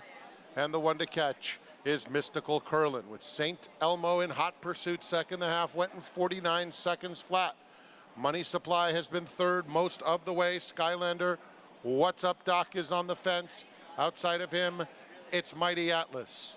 Around the far turn, Mystical Curlin fending off St. Elmo thus far. Skylander comes up 3 deep, 6 furlongs went in 1 minute 13 flat. Money Supply pushed along in 4th, still has 3 lengths to make up. Then What's Up Doc? Mystical Curlin with a 1/4 mile to go, tries to sneak away, opens up 2. Money Supply coming back for more. He's had a ground-saving trip and will angle out for a shot at Mystical Curlin in the final 1/8 of a mile. Mystical Curlin, Money Supply chasing with determination. Mystical Curlin digs in under Junior Alvarado. Money Supply trying so hard. Mystical Curlin gets the job done. Money Supply 2nd. Mighty Atlas up for 3rd, just in front of Skylander. Game effort and defeat. You can see how hard Money Supply and Tyler Gaffalione was trying, but no getting Mystical Curlin. Aggressive from the outset, Junior Alvarado. Yeah, listen, he looked like he was supposed to be the pacemaker. Junior rode him hard to establish the lead. Money Supply backed off, but had a beautiful trip in the pocket. Came out, looked like he might get to him mid-stretch, but Mystical Curlin had a little bit left, and they finished. I mean, they came home 1 mile and an 1/8 in 1:49, almost 1:50 flat, but after a half in 49, Sarah. And Mystical Curlin did exactly what he was supposed to do and projected to do on paper, and if all races were run like that, we would all look a little bit smarter. But 103 Beyer speed figure a couple starts ago or not, he at least projected to be the main speed in this race, and of course that tactical advantage was used correctly and worked out for him in a spot like this.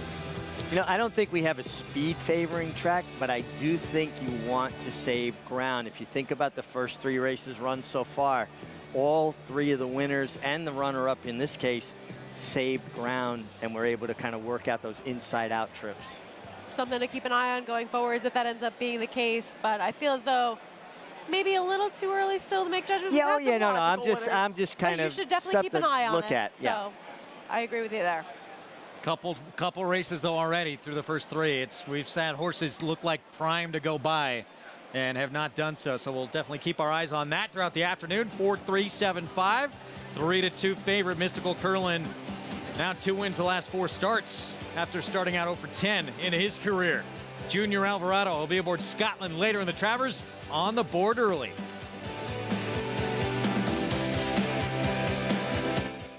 Game Winner first got started and ran a very, very impressive maiden race to Del Mar. Came back in the Del Mar Futurity and again won very impressively at 7 furlongs, and then just continued that unbelievable 2-year-old year. Went on to win the American Pharoah Stakes at Santa Anita and then the Breeders' Cup Juvenile, and then was obviously crowned 2-year-old champion. Got the precocity to do that, plus the stamina and everything that his whole family indicates.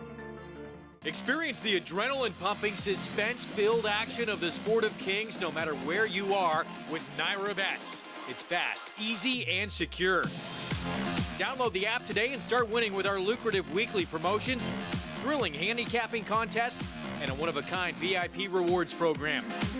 Don't just watch horse racing, be a part of the action with Naira Bets.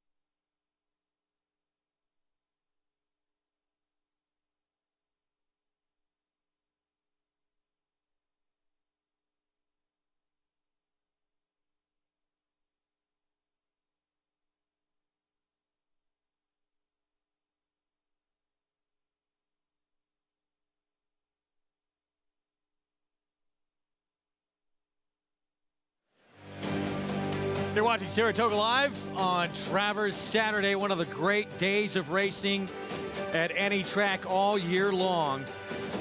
And in the winner's circle here in race 3, Junior Alvarado and Mystical Curlin for Gustavo Rodriguez with an aggressive ride. Aggressive ride, took command of the race early, had plenty left to hold off Money Supply, who worked out that beautiful trip inside and then came out from behind. Mystical Curlin just could not get by, but boy, they put a lot of separation on the rest of the field. They did. And Mystical Curlin's a horse that was just so well settled and comfortable on the front end early in this race. And this was just a good example of using the speed that your horse has early in an effective manner. How important was that for you on a big day like this, Meg, to get a win early on the card when you have a big one still to come? Oh, it sets the tone. You feel confident, your energy level maintains. One thing about riders, when you ride a lot of races, ride 2, 3, 4, 5 races, you don't win, you're exhausted. You know, the physical demands of riding start showing up on you. Win a race or 2 in that same 3 or 4 or 5 race sequence, and it's re-energized you. You feel like you can take on the world. Just more mentally than anything else? Absolutely. It just picks you up. You don't feel as tired. And then also just your confidence. Listen, for any athlete in any athletic endeavor, it's about confidence. You know, all of these riders are top riders. What separates them? Who's in the zone? Whose confidence is high? Success breed success, just feeds on itself. So good for Junior to get on the board early on here. Arat Ortiz Jr., of course, taking the first couple on the card. He'll be on Forte later to come. Talk about a stacked day of mounts, too, for the meet's leading rider. Incredible.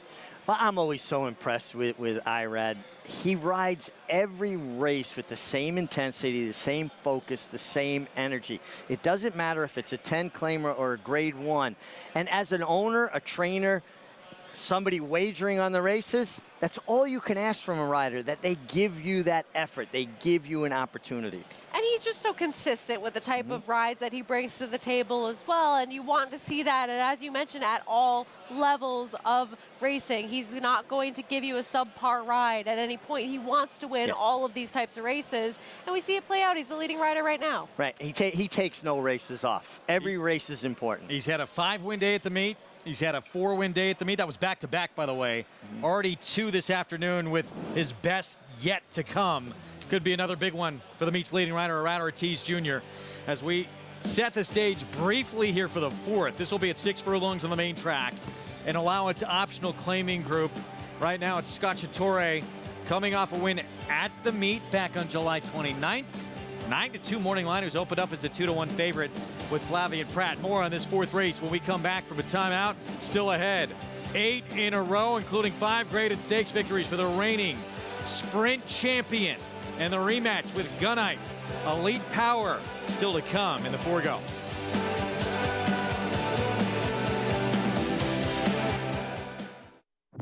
This is the horse. Is just too good. This is the horse who became only the 2nd champion 2-year-old to win the Travers in 3 decades. This is the horse who is the only Breeders' Cup juvenile hero ever to lift the Belmont Stakes. History-making brilliance. That's his essential quality. Essential quality. This is the horse.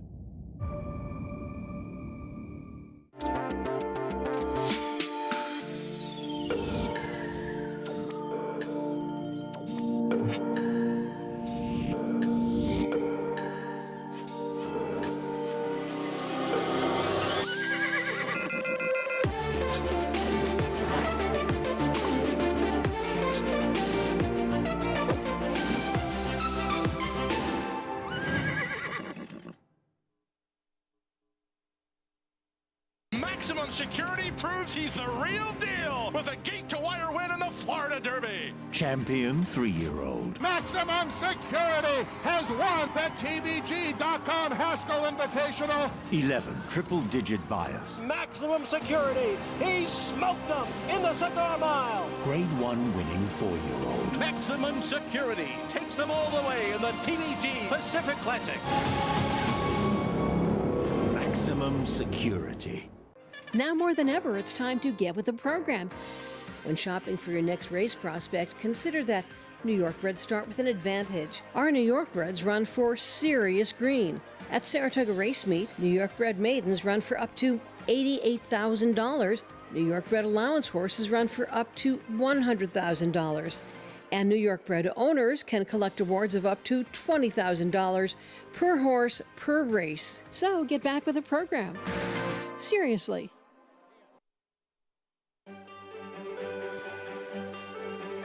Good to have you with us on Travers Saturday, where the 3 individual winners of this year's Triple Crown plus the 2-year-old Champ Forte will line up against each other in the Midsummer Derby. Welcome to those just joining us on Valley Sports SoCal and San Diego, and those with us on SNY, those already with us on FS2. Very special Saturday here at this historic racetrack. Greg Wolf alongside champion jockey Richard Migliori, Sarah El-Badwi as well. The big one, of course, still to come. And we can already early on today feel that buzz in the air. It's fantastic, and we've got such a build-up to the main event, the Travers, but it's basically a championship card from Jump Street, from the start. And you said it best. It's like a Midsummer's Breeders' Cup preview. Exactly, and while we're all waiting for those end-of-the-year types of championships, this is a really great way to see who's going to stack up and face off against each other at the end of the year, because we have such amazing matchup races today all throughout the card, and of course culminating with the big one in the Travers. And, you know, we talked about, too, when FS2 was exclusively with us, about all these great head-to-head matchups. And one of the great ones, too, it's becoming a nice little rivalry, although to become a true rivalry, Gunite's going to have to break through and win one of these. But in the forego, the reigning champ, 8 in a row for Elite Power, 5 graded stakes wins in a row as well. Just an incredible streak. Can Gunite get the better of them this time around? Third time they have met. It's a great question. You know, maybe because there's not a tremendous amount of speed signed on here, that Gunite has a tactical advantage today. He does, but he had that same type of advantage last time and still wasn't able to hold off Elite Power.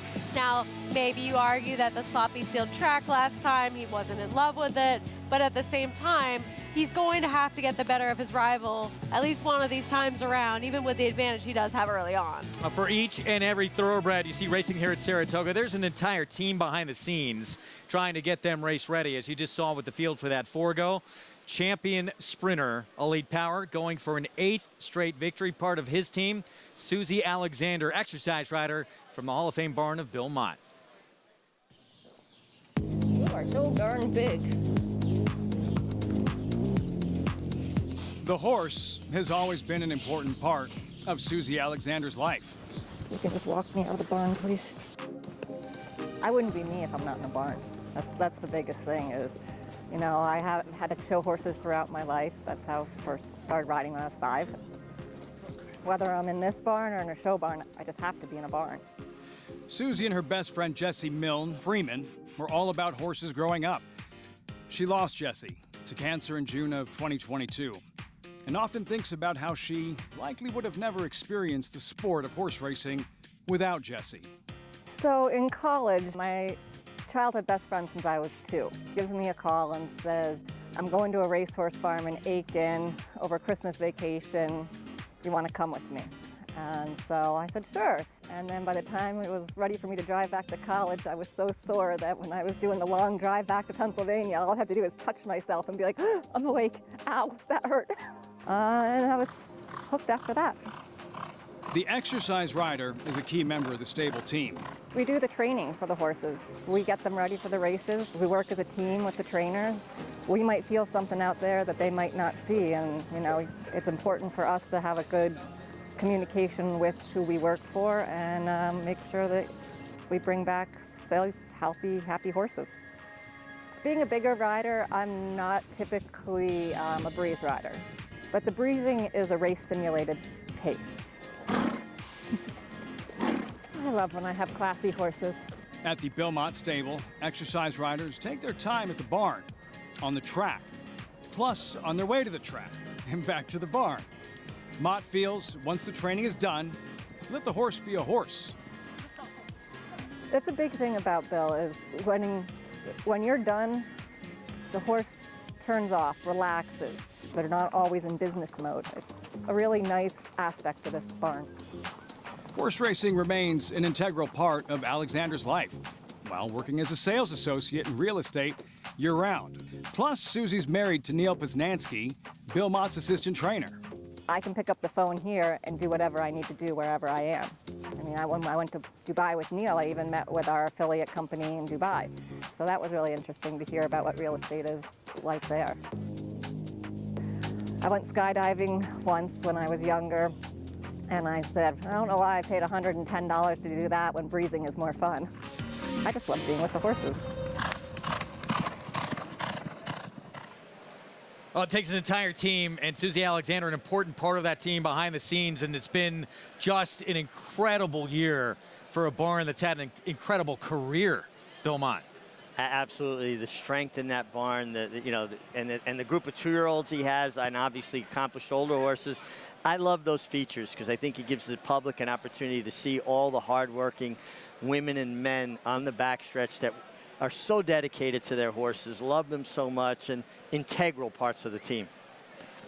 And we don't see those kinds of performances in the afternoon without all of these hardworking individuals in the morning. So it's great to be able to learn a little bit more about what's going on behind the success of a barn like Bill Mott's. And of course, he's got a lot of big players going forwards throughout the rest of the year, but even just today with Elite Power. Well, we'll see it for the second time this meet. The reigning sprint champ from the barn, that package you just saw, Elite Power and Bill Mott going for a 9th in a row.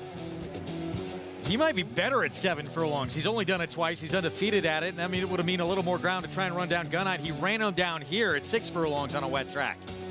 Yeah, I agree with you. I mean, I think Elite Power's probably 7 furlongs even accentuates his closing kick.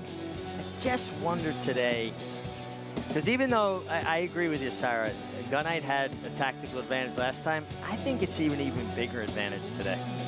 It is, and it'll be interesting to see if this matchup can have a little bit more spice and flavor to it, because we want to see Gunite be able to turn the tables on this rival if they're going to continue matching up in the future. And he does have that early speed to his advantage, just as you mentioned, but he'll have to be able to beat him one of these times if they end up meeting so far. And while the margin is slim in there, Elite Power always kind of seemed like he was going by, and I picked Gunite that day, but he still wasn't able to hold him off. Speak for yourself. Some people want to see this win streak continue. Well, pretty neat to see a horse reel off this teams, many. So. I mean, it's just remarkable. Known for that cigar win streak, that 16 in a row, to win that many at this level. Sprinting, too. I mean, in terms of a sprinter, this is one of the great win streaks we've probably ever seen in the sport. Well, and again, we talk about Bill Mott and Cigar and the win streak that he put together, 16 in a row. When a horseman can get a horse in good form and have them hold that form for these elongated period of times, that's the benchmark of their greatness. And Bill Mott is the youngest trainer ever enshrined in the Hall of Fame, supplanting the great Alan Jerkins. You know, for a trainer to be inducted at 45 years old into the Hall of Fame is just unbelievable. Very incredible accomplishment and achievement for him. And just to touch on what you were saying about the win streak, a closing sprinter that doesn't have any early speed to have the kind of win streak he does, where he needs some pace to close into, to work out a trip, to make his own kind of circumstances for the race, that's an even bigger accomplishment. There he is, one of the all-time greats in the history of this sport. He just called Sarah, "You're not welcome at the barn anymore." Bill Mott, what an incredible lineup of runners he has. We're going to see one of his best later today in the Forego. We'll see him coming up in the 4th as well.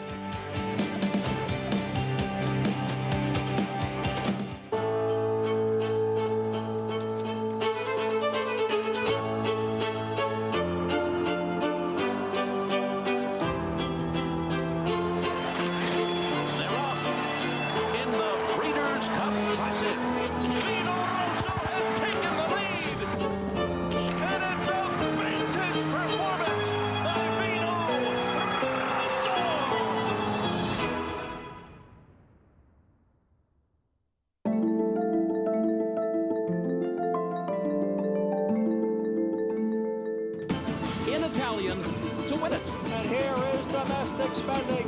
And Pearl with plenty left in the tank. Program trading. Ocean Road.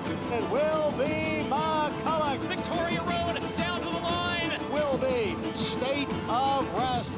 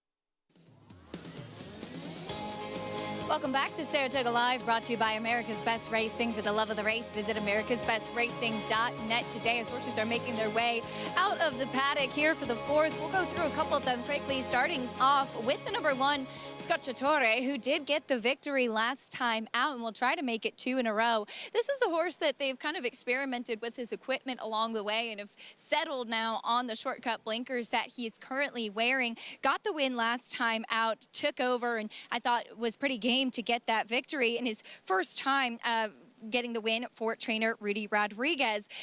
We'll try to make it 2 in a row. He's sharp in here, well muscled, looks great off that victory. I don't have any problem with him. Coming out of that race, though, and an intriguing prospect who's taking attention is Bold Journey, the 9, was actually the favorite that day.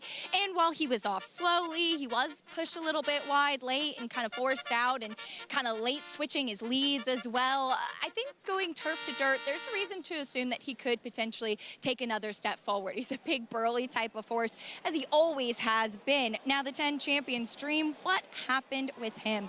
I will say, I like him cutting back in distance. He's smaller. He never really grew much, and he's a horse that I was always a bit concerned about the further distances. I understand trying some of those efforts, and he did have a few excuses down at Tampa. Has been training sharply for the return, Greg, but this is the time when we'll find out if he still has it in him.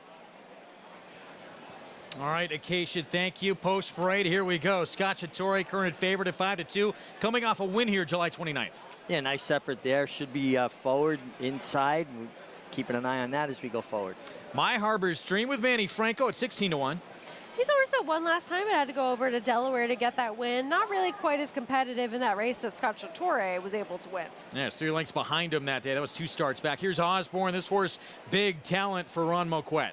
Yeah, and you get Irad Ortiz Jr., who got acquainted with him last time. Wasn't far off Scacciatore last time. A lot of seconds, though. 6 seconds and 13 starts. Here's Monday Morning QB, New Gelding. And this is a horse that I don't know if he's necessarily a contender to win this race, but he is occasionally able to bring some speed to the table in here. Could change dynamics. Milton the Monster. He's won over 340,000 in his career. And a horse that throws efforts sometimes that would make him very, very tough in here. He needs one of his big efforts, though. Sky and Sand, a freaky big performance on a wet track here at Saratoga August 4th. Do you trust him to replicate it? Maybe you do a little bit more after the horse that finished second in there, Major Blue. He came back to win yesterday. Bold Journey, he's got that race back in February at Aqueduct that might have even beat Jackie's Warrior that day. It was that fast. Yeah, listen, this is a nice horse. Joel Rosario gets the call. He had excuses last time, certainly can improve. Here's Champion's Dream, Javier Castellano for Danny Gargan. This is one that had that early 2-year-old promise, was really hyped up as a juvenile, and he's one that's been off since he was on the Tampa Bay Downs Road to the Kentucky Derby. A little bit of a wild card in here. 4 minutes to post. We have a pick 4. That begins here in this 4th from Saratoga on our Travers Saturday card. As you get a look at the favorite, Scacciatore, looks like Mind on Business, and Flavian Pratt backing into a very big pickup mount later today. Yeah, unfortunately for Luis Saez, injured earlier in the week. It doesn't sound like it's too serious. 3 to 5 weeks is the report for Luis Saez. But he picks up Major, Kentucky Derby winner going into the Travers. And that certainly is a nice opportunity for Flavian. And, you know, I like the quotes I read from Flavian, though. You know, he felt bad for Louis, and he expressed his, you know, those feelings, and just for a healthy and quick recovery for him. Of course, and we're all thinking the same type of sentiments for Luis Saez, and glad that he ultimately is going to be okay overall. But being able to get that opportunity to ride a horse that's won the Kentucky Derby, really done nothing wrong throughout his entire career so far, even though he didn't race as a 2-year-old, you want to make the best of it when you do get those moments, regardless of how they come to you. So Scacciatore coming off that win, looking to become a 2-time winner here at the meet. Here's Osborne. Ron Moquette was so high on this horse in the winter and spring at Oaklawn. Unfortunately, is not just backed up that monster effort he ran to start off the year when he got that 98 buyer and won by 7 lengths. Yeah, listen, Ron Moquette's a good horseman. He hasn't had any success finding the winner's circle yet this meeting, but that's not a reflection of the job he does as a trainer or his horsemanship.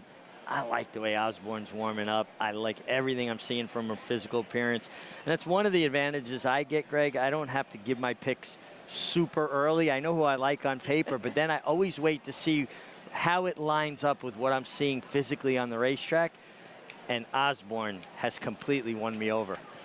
Make me jealous, Richie.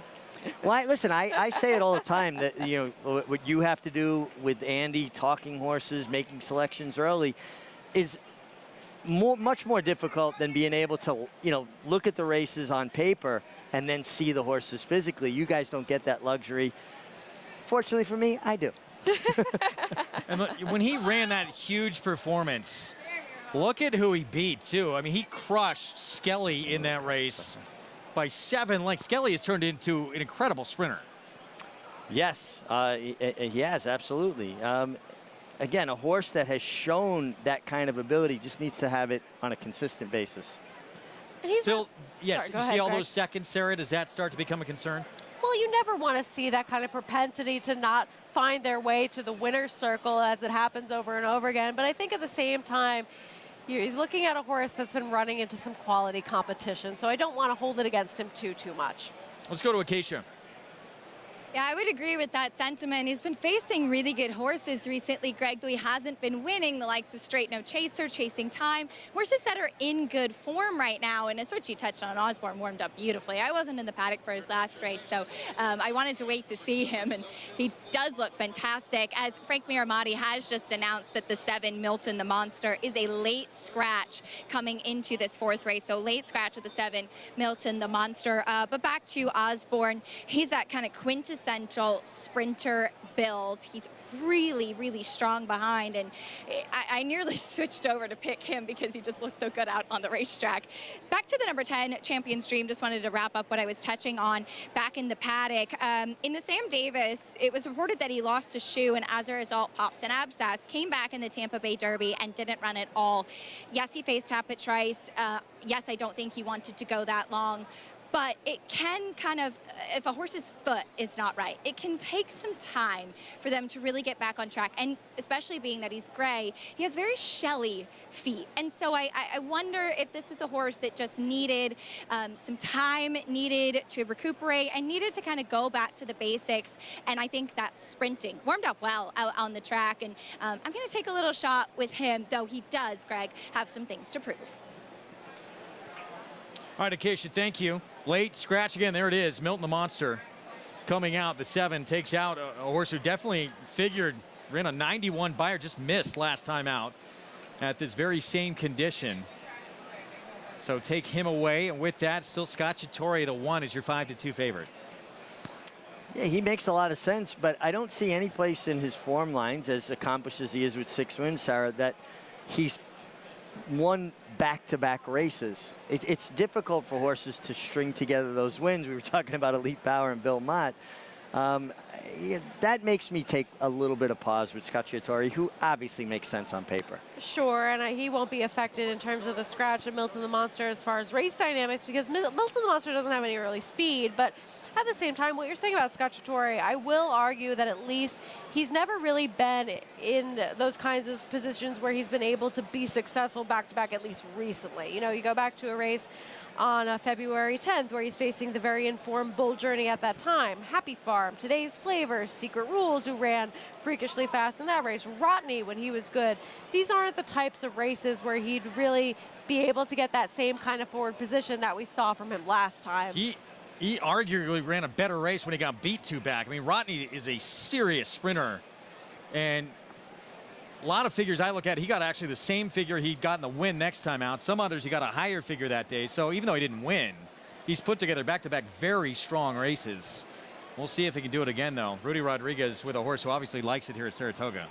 Yeah, and he was chasing, you know, Rodney, who's your New York bred champion sprinter from last year. And that's a tough position to be in, chasing a horse with superior speed. And Rodney's run of races, his last one aside, that he was putting together, any of those would have made him a formidable type of favorite in a spot like this. So take nothing away from any horse that has had to go toe-to-toe with him and not been able to be successful. There's Osborne moving in the rematch with Scacciatore. Beat by him by 2 3/4 laps last time out. Can he turn the tables? If he can, it'll be the 3rd win early on in this card for Arad Ortiz Jr. Let's send it upstairs. Frank Miramati with the call. Thanks, Greg. Here's Monday Morning QB. Sky and Sand comes up. Bold Journey. And Champion's Dream to the outside stall. He walks up. They're in the gate. And they're off. And a very even break. Scocciatore is up and on the early pace to battle it out with Sky and Sand in the pink colors in between. And on the outside of them, it's Champion's Dream in third. My Harbor's Dream is fourth. And Osborne fifth in the early going, 4 lengths off the pace. They're followed by Monday Morning QB, and Bold Journey is at the back of the field. Past the half-mile pole, Scocciatore through a quarter in 22 seconds flat, leads the way by a length and a half. Sky and Sand second, My Harbor's Dream trying to come through along the inside. A 3-wide Champion's Dream, and it's another couple back to Osborne in the orange colors. 3 clear of Bold Journey as they come to the top of the stretch behind Scocciatore, who's made every pole thus far and leads it by 3 at the top of the stretch. Now it's 4 to My Harbor's Dream in second. Osborne in the middle of the racetrack. Bold Journey splitting rivals, now diving down toward the rail, trying to get to this front runner, Scocciatore, who's well clear. Scocciatore 3-length lead. Bold Journey is picking up serious ground. Time running out. Scocciatore all the way. A good run for Bold Journey in second, then Sky and Sand and My Harbor's Dream. This horse is sharp right now. Back-to-back wins. 2 at the meet. Rudy Rodriguez and Flavien Prat. Just very good form. Took advantage of the inside position. Flavien was not going to allow horses to outrun him or clear him and fold over in front of him. And just another nice effort from Scocciatore. Kind of not the best trip for the 9 Bold Journey. You're going to see Joel Rosario look like he was going to angle out. He's taking a lot of kickback, and then he abruptly kind of altered course back towards the inside. Right here, he's like, all right, I'm going to go to the outside of this horse, and now there looks like there might be a gap, and then right in here, Sarah, he's going to make another decision and go back inside here. And it's just not the easiest thing to do, to shift the 1,000-pound animal's weight to go back to those paths. It costs you some momentum. Right, and this is a horse, too, that while he had to make that decision as well, closing into a horse that was enjoying himself on the front end like that, flashing that kind of early speed as the only one to really make up any ground. Another factor, perhaps contributing to his second-place finish. 1-9-8-2 finish. Trainer Rudy Rodriguez rolling. He's into double digits now at the Saratoga meet. He's with Acacia. He is, and I was just joking with him. It was the Rodriguez double as his brother Gus won the previous race, but Rudy Scocciatore makes it 2 in a row. It was aggressively handled today, and he got very comfortable. You know, so all the credit goes to Flavien. I tell him the horse usually kind of intimidate for the one hole, but, you know, he's very, very good rider, and the horse look like he's at his peak right now.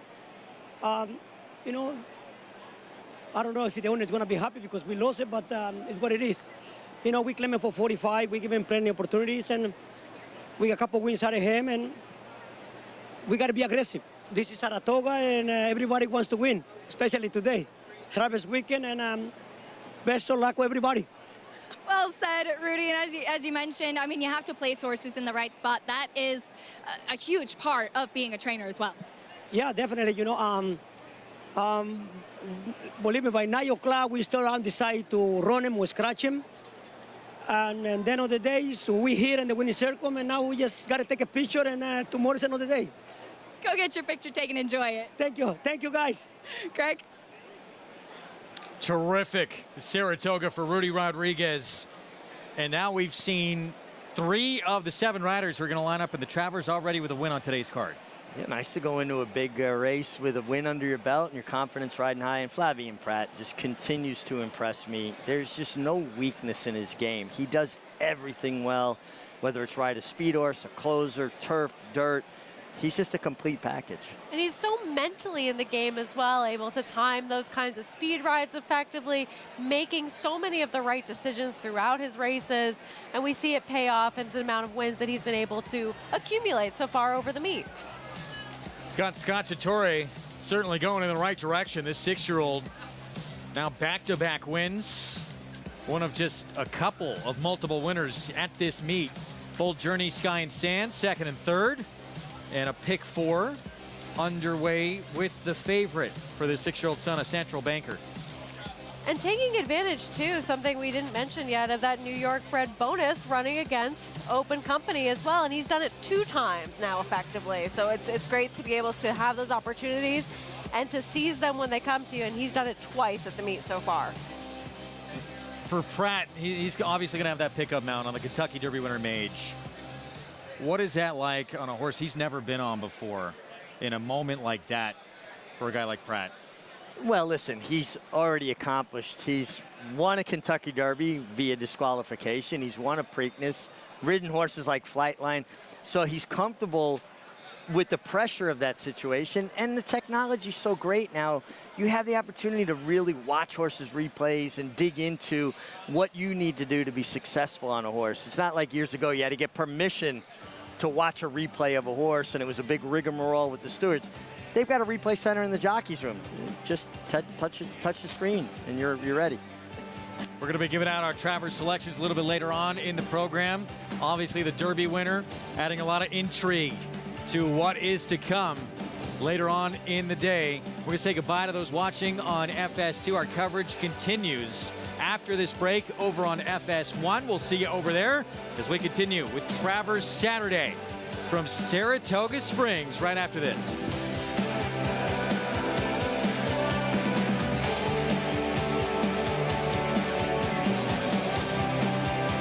The sun shines bright on Caraconte. His first crops of racing age are showing brilliance on the racetrack with a high percentage of stakes winners. His versatility is evidenced by winners on all surfaces across the globe. None above the law to win. Spenderella could not have been more impressive. The sun shines bright on this value sire.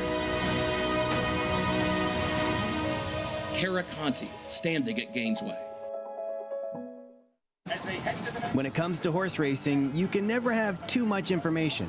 With Twin Spires, you can place your bets with confidence. Whether you use handicapping insights, like our Brisnet speed ratings, prime power and past performances, the guidance of our experts' top picks, or just choose a name that catches your eye. Yes! No matter how you pick your horse, bet with Twin Spires. Start earning your $200 sign-up bonus when you sign up with offer code GET200. Speightstown. Munning. Echo Town. It's Echo Town for Joe Talamo, and Echo Town raced away. And Echo Town is drawing away in the stretch. Echo Town wins the Allen Turkin Stakes. A sire line so prolific, it repeats itself. Echo Town. Racetrack Television Network brings you every race, from every track, on every screen, every day. With monthly packages starting as low as $5, RTN gives you great value and access to more live HD streaming and race replays than anyone. Visit RTN.tv today to sign up and watch on almost any device, including Roku and Amazon Fire. RTN has packages that start at $5 per month.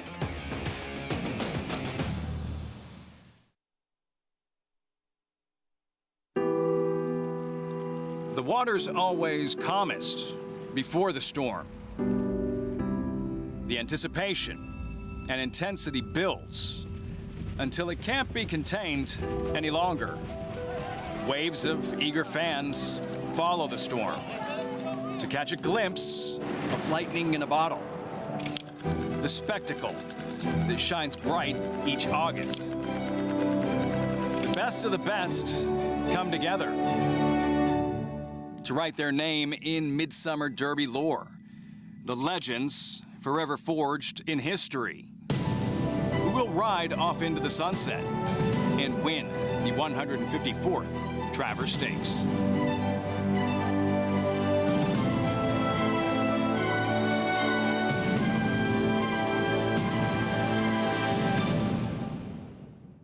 And they're off at Saratoga.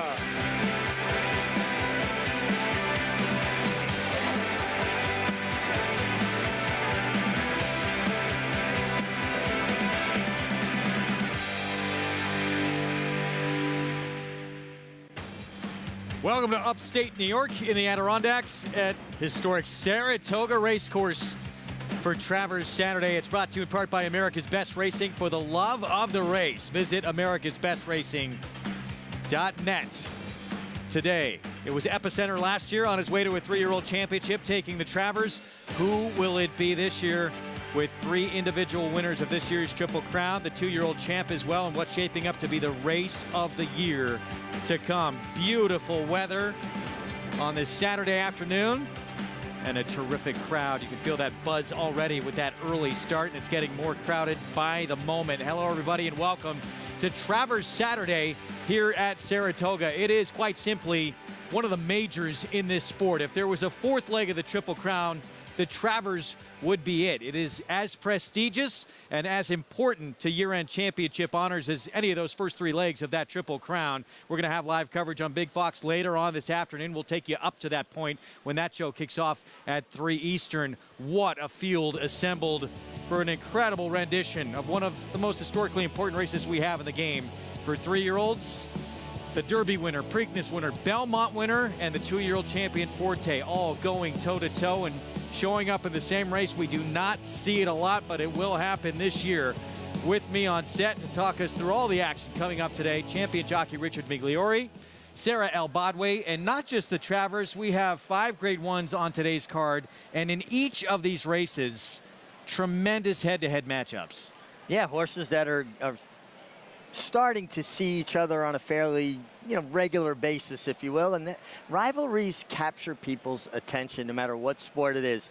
And for me as a kid growing up, it was affirmed in Aladar that already cemented what Forgo and Ruffian and horses of that ilk had started. So I like to see this. And I like when trainers don't duck or look for easier spots. They bring their horses over ready to compete. No one seems to be ducking today. No, this is a competitive, wide-open type of day as far as all of our graded stakes races coming up, because we have so many championships on the line and so many champions that will be coming up to face each other in all of these Grade 1 events. Of course, ending with the big one, the undecided, up for grabs 3-year-old male championship in the Travers. Had to be so disappointing for the connections of Forte, the 2-year-old champ, to not get that opportunity to run in the Kentucky Derby. He'll get that chance to go 1.25 miles today. And the big talk going into this race, Mig, the Jim Dandy, that equipment change, blinkers on. What'd you think of it? Well, watch the movie makes here when he forces his way out from behind Saudi Crown.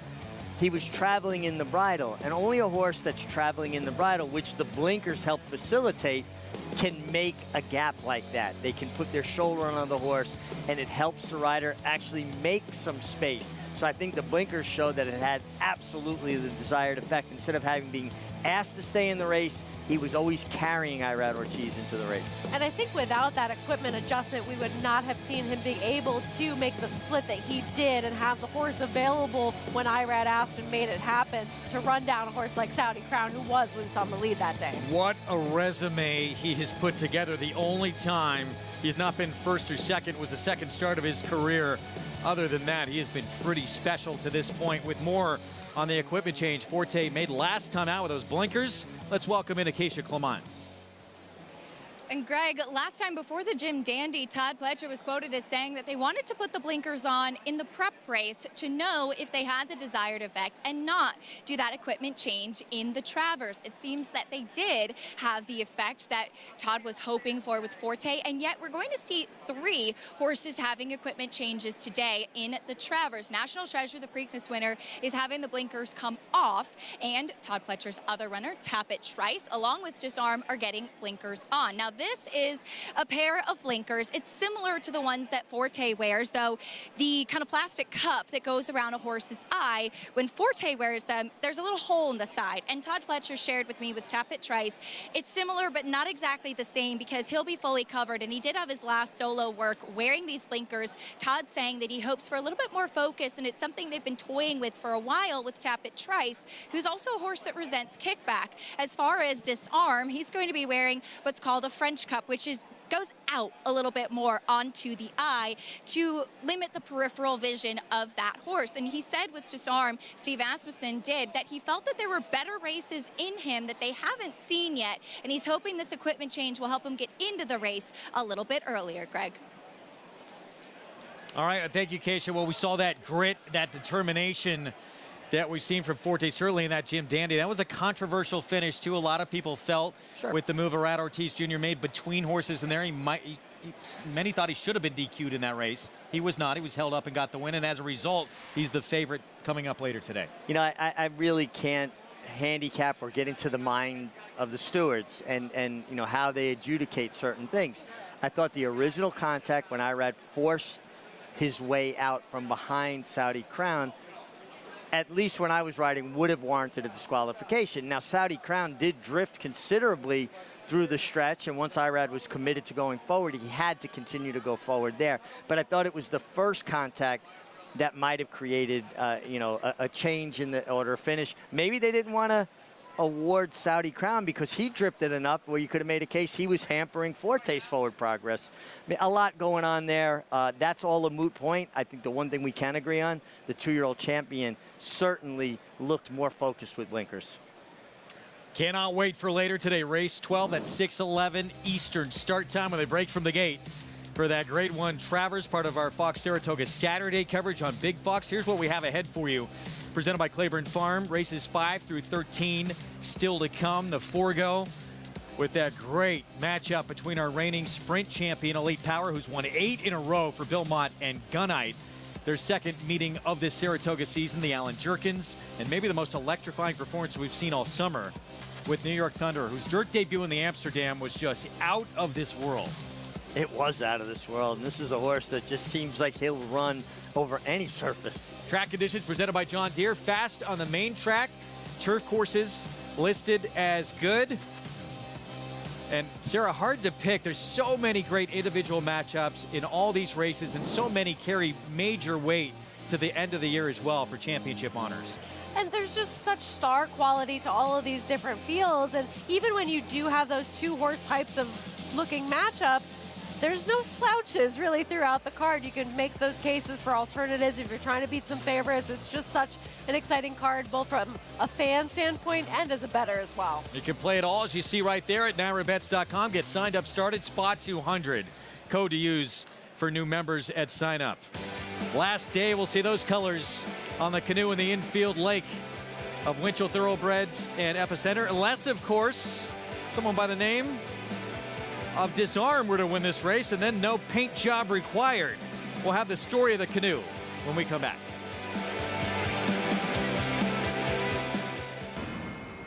Catholic Boy, a Grade 1 winner on both dirt and turf, including this romp in the Run Happy Travers Stakes. He's so impressive today, the others didn't even have a prayer. This 6-time graded stakes winner was the fastest 3-year-old of his crop over 10 furlongs. Now his first runners are hitting the track.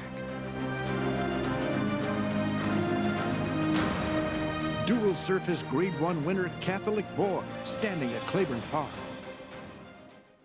RaceLens is the most in-depth product in horse racing, with unique features found nowhere else. True odds, predictive analysis, and pace projection. RaceLens. It will change the way you follow horse racing and take your game to the next level.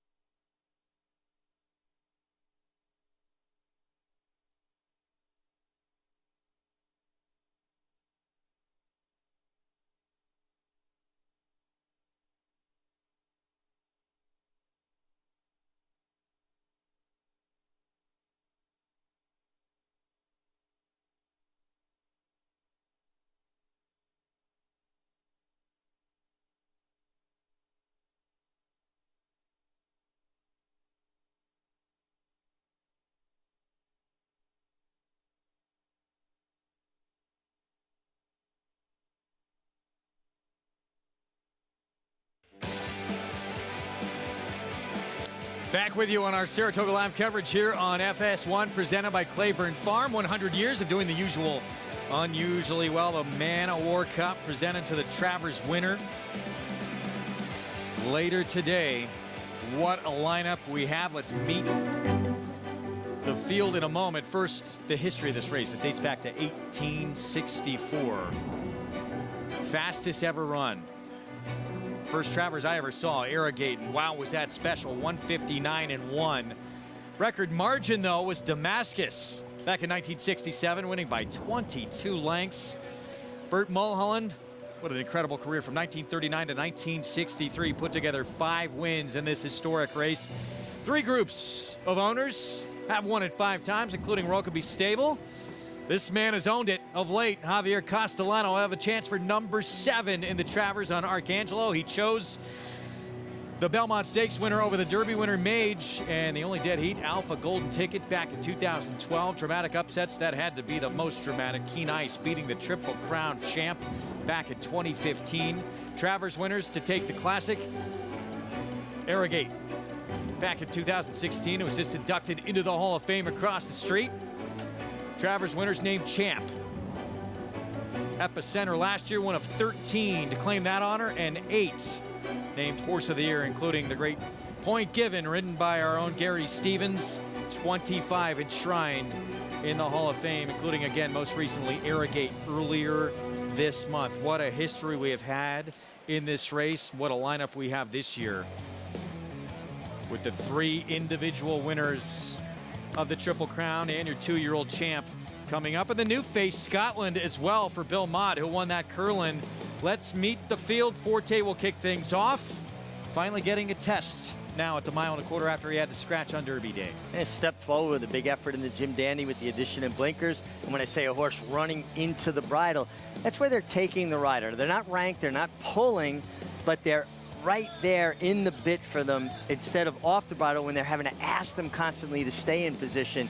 He was carrying him into position. That's what I mean when I say in the bridle. Here's the one Javier Castellano chose over the Derby winner, Arcangelo. Yeah, he's looking for his 4th win in a row, your Belmont Stakes winner, and being able to go that 1.5 miles. Now he's cutting back in distance to today's 1.25 miles. Kind of that outside new face to this group, but shows he belongs. Grade 1 winner Tapit Trice, he'll put blinkers on today. Blinkers on and a rider change, and I think Luis Saez is a sensational rider, but I think Jose Ortiz will fit Tapit Trice better. I want to see this horse just settle and make one run, not an elongated run or not multiple runs within the context of the race. The Kentucky Derby winner, here he is, Mage, and he'll have a new pilot in Flavian Pratt. Rematching with Forte for the first time since they met back in that Florida Derby, and we'll see if he can get the better of him for the first time in the times that they have met up against each other so far. National treasure, Bob Baffert, sending this horse east after that win in the Preakness when he went gate to wire with John Velasquez. Yeah, Bob Baffert's not shipping across country because he thinks National Treasure doesn't have a chance. Obviously, he's been training well. He's your Preakness winner, and he could play out to be the controlling speed. Winchell Thoroughbreds, we said going to break. They won this last year with Epicenter. That led to a 3-year-old championship. They'll send out Disarm, who was 4th in the Kentucky Derby this year. Try to emulate his sire in Gun Runner, and blinkers do go on for this one. It won't have to paint that canoe again, Richie, if this one does end up winning this race. We'll see if he belongs, though, at this top upper echelon of 3-year-old males. And the most lightly raced runner, Mig, in this field, Scotland, who was impressive in the Curlin earlier in the meet. He's an impressive individual, too, just as a horse. Look at the intelligence in his eye, the placidity. I really like this horse. He's a nose shy of being undefeated, and he's versatile. They go quick, he can come from off the base. They go slow, he can make the running. It may be a tall ass today. I mean, this is the toughest, obviously, field that he's ever faced, but I think this is a very good horse, and if today's not his day, we're going to hear big things from Scotland along the way. And, you know, I think most dramatically, we probably saw it last year. The first half of the year and that second half of the year, they are very different animals, which we saw in that 3-year-old filly division with Secret Oath, your Oaks winner, and what Nest became the second half of the year. Who's going to become that beast here in this second half of the season? Everybody knows somebody that when they started high school, they were already shaving, their voice had already changed, right? They've matured. Some of them, like me, were later bloomers, right? You know, all horses are going to change and develop at different stages. Everybody has their time to shine, and it's all about finding the right time for these big types of races and keeping your horse in the form that they need to be in to be competitive on the big stage. Post parade coming up for this 5th race here, mile and 3/16 on the grass in an allowance optional claiming field as they come down Champions Way. We'll get to our post parade here in just a moment. And it's a new face coming in from Europe, Noble, making the state's debut right now, is favored for Brendan Walsh, the 6th. Well, I think you got to factor in that the ground is going to have give in it. And if you see a horse that has form in soft ground, you've got to elevate them. We start things off with Dyna Drive. The remaining half of the entry breaks second to the outside. Yeah, Dyna Drive is 2 for 3 in Saratoga and ran some sensational races here last year. Mike Maker Barn with Catch That Party gets the rail. Winner, 2 back when he was on the turf, rained off last time out, but able to get by a horse after having a less than ideal type of trip. Julian Leperoux on English Conqueror at 10-1.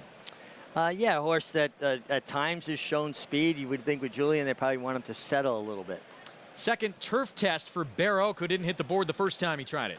I wonder if they were hoping for the rain dance a little bit with this one. Here's the favorite, Noble, for Brendan Walsh. Which makes a lot of sense, bringing in that European form.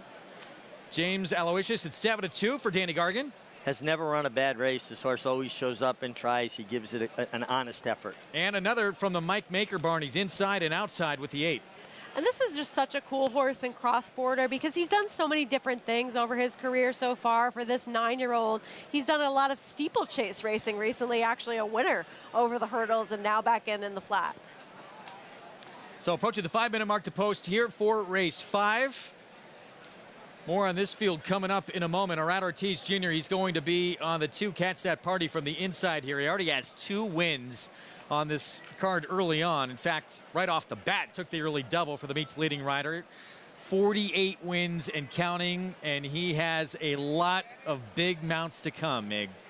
Yeah, quite a lineup there. And, you know, listen, behind every top rider is a top agent. Steve Russian is agent. You know, he supplies Irad with a steady string of live mounts. Irad delivers. Well, let's look back to yesterday and the big race on the Friday card. And the personal ensign and the performance from Idiomatic. Yeah, Idiomatic breaks sharp and cleanly from the inside. She won the Delaware Park Handicap with a stumbling beginning, overcame that adversity. This time she was able to break cleanly. And when she got in such a nice rhythm, Sarah, into the first term and just turned and was so relaxed, you knew she was going to be tough. And this was a horse that on paper, she really did look like a real threat to try to wire this field. And that's exactly how it ended up playing out. And while we did have a racetrack yesterday in the later stages of the day where it was harder to make up ground, she also had to be there and be in the right position to get it done. And she was coming in, just as you mentioned, off of 2 pretty big performances when switching over to the dirt. Really backed it up, getting that class test in a grade 1 yesterday, able to hold off some pretty solid competition that we had seen last year and even this year with Secret Oath to the inside and Ness trying to charge down the outside of the racetrack. So much talk about Ness and how she just looked great in that 4-year-old comeback in the Chuvy. Not the same filly we saw that day, but we'll see. Dry track that's playing maybe a little more fair, it could be a different story. I think that she was adversely affected by the sloppy track. Even watching her warm up, she just didn't look as comfortable to me as she had previously on fast tracks. And let's give Secret Oath the love that she deserves. That was a really nice effort from her, and she hugged the inside and ran on well to hold off Ness for second. But Idiomatic was very good. She was, and Secret Oath's a horse that was very aggressively campaigned all throughout her 3-year-old season. Came in on to this race off a little bit of a rest, and I think it really benefited her. She ran very well yesterday. First of 6 grade 1s over these 2 days here. We got 5 of them today. That was fun to watch, and maybe a new face going forward in this distaff division as we get set for race 5 here coming up. Mile and 3/16 again on the lawn ahead. And Arad Ortiz Jr. on the 2. Catch That Party has the inside post here. Let's go to Acacia for more. And we'll start there, Greg, as Catch That Cardi gets back onto the turf, which is definitely his preferred surface. And he did win 2 starts back against fellow New York bred companies, running against Open Company today, meaning that he's eligible for that bonus for New York breds running against Open Allowance Company. So a really great incentive with the New York breeding program and to make these races even more competitive. And this is a horse that's been in good form on the turf. My complaint always with him has been that he always just kind of lacks a little bit of a shape. He's a little bit soft. He carries his weight around. I will say, and this is his second start of the meet, is definitely the most fit that I've seen him this summer and recently in his races too. Did win 2 starts back at Belmont and did kind of muscle his way out there a bit, but he was blocked with a ton of horse underneath Irad Ortiz. As we take a look at the 6th Noble, who's been your favorite, this horse has been trying to actually run for a little while and has unfortunately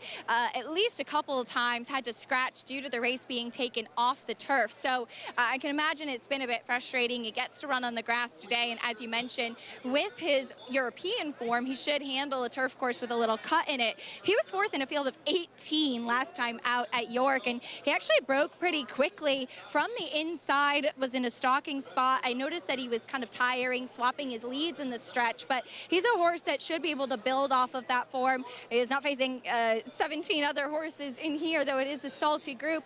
Sometimes you do want to see horses in their 2nd start in the United States, but the fact that he already has some tactical speed I find encouraging, and he has been sharp throughout, making his first start for Brendan Walsh. The 7 James Aloysius, I think he will appreciate the stretch out in distance. Got a little bit keen last time out when being mid-pack and just didn't really have quite enough punch, but he is a big, long, scopy type of horse, and he looks tremendous once again today. Was up against it 2 back in the cliffhanger when Big Everest wired the field, and I think he's going to like the stretch out and perhaps making his best strides late in this spot, Greg.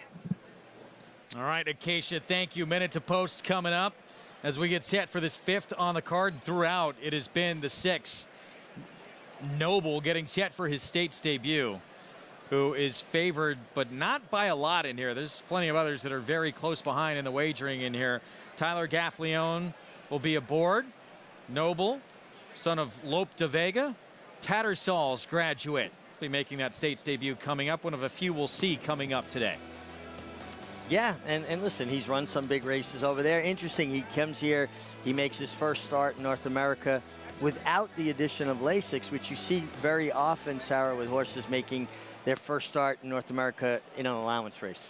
It's a great point you bring up, and also another reason why these European horses might come over here to run in the United States. It could be a number of things, but another one might be for firmer ground. Well, perhaps that's not the case of what he's going to get in a situation like today, but it's not the same type of moisture that tracks over in Europe take on a regular basis overall.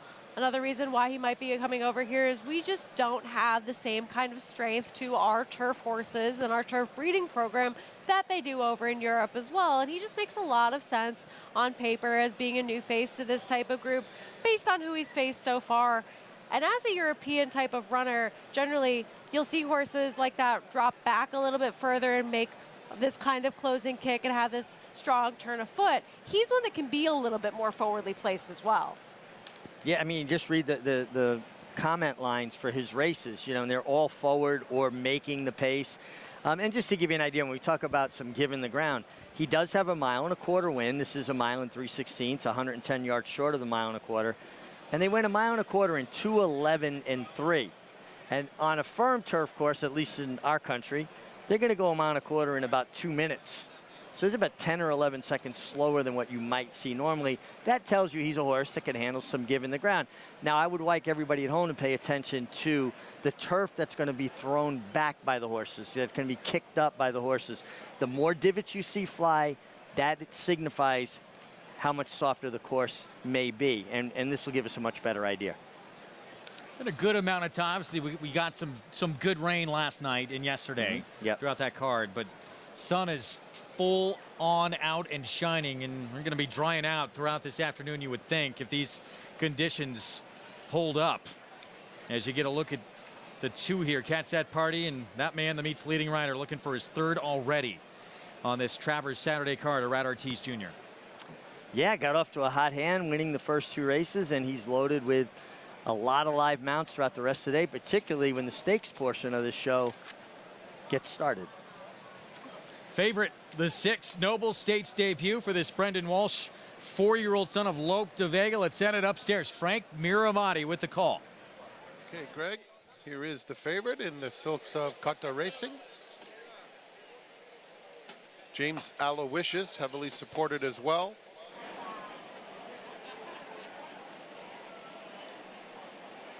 Two more left to load. Dyna Drive and Cross Border.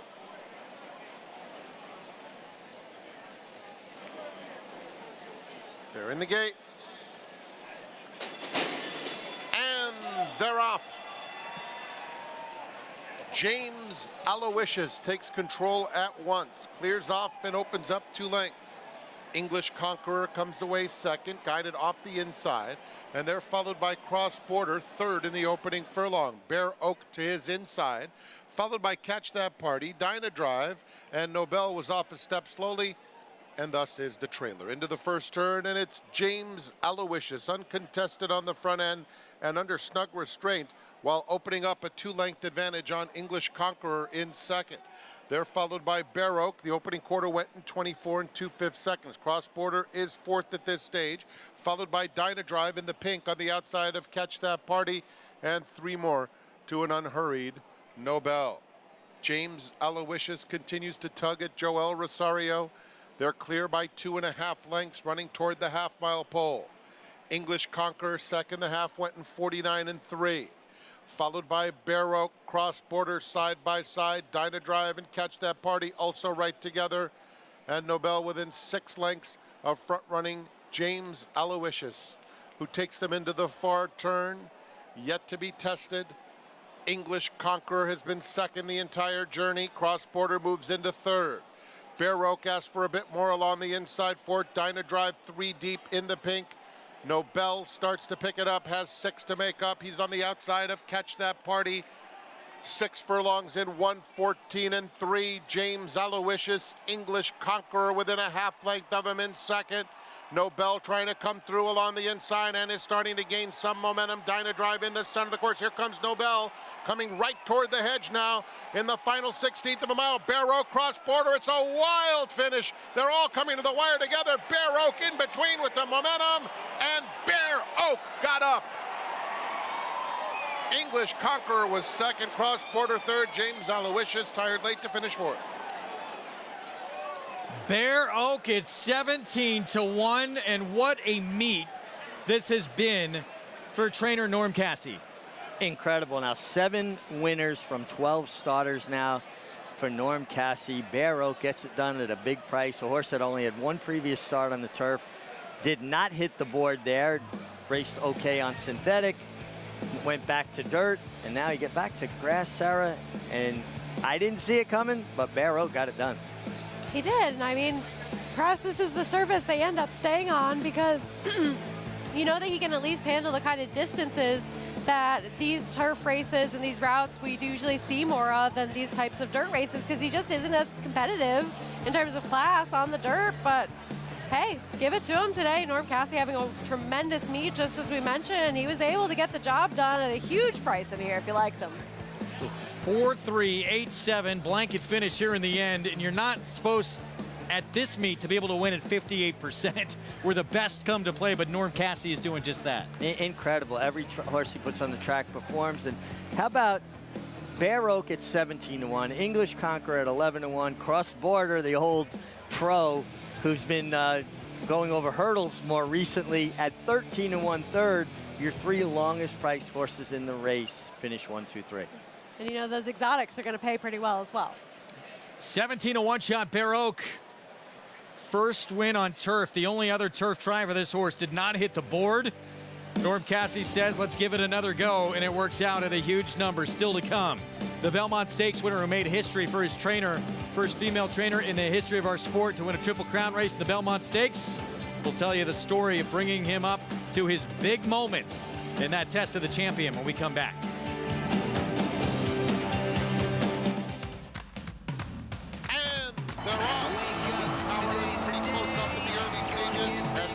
Approaches the quarter pole, and